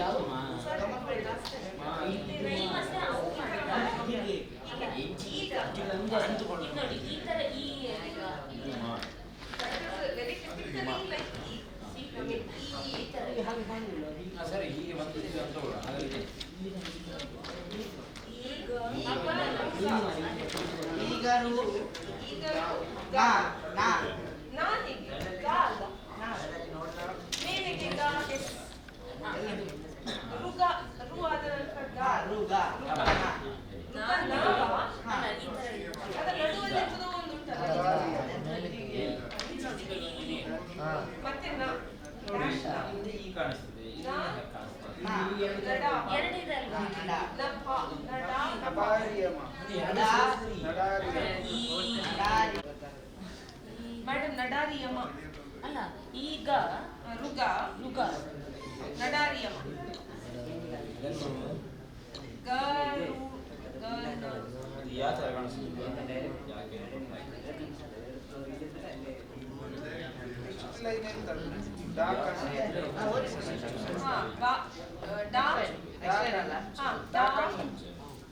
That is not Nagariyam. Nagarika.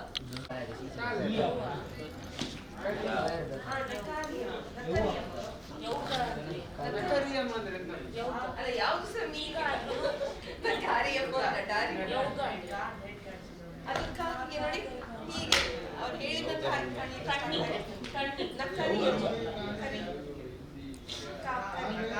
ಕರಿ ಯಮ ಅದು ಕರಿ ಯಮ ಅದು ಯಾವುದು ಬೇರೆ ಕರಿ ಯಮ ನಡರಿಯಮ್ಮ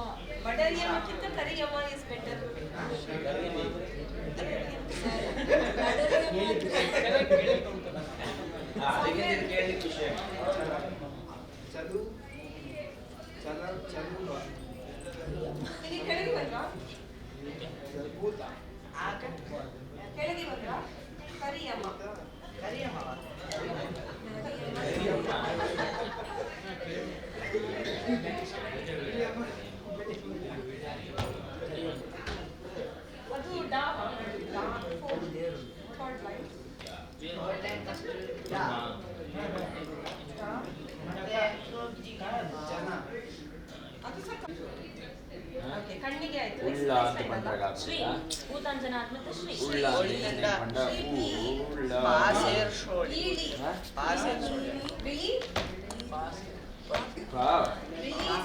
ಎಂತ ಸೋದಿದ್ರು ಬಿಳಿ ನೀರಿನ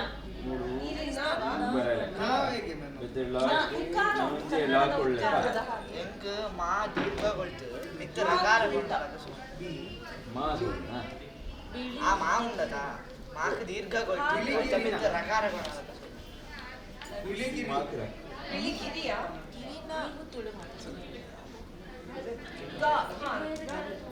ಅವತ್ತು ಬೇರೆ ಮಾಡಿ ಅವತ್ತು ಬ್ರಾಹ್ಮಣ ನಮ್ಮದು ನಾರ್ಮಲ್ ನೀವು ಅದಕ್ಕೆ ಬೇರೆ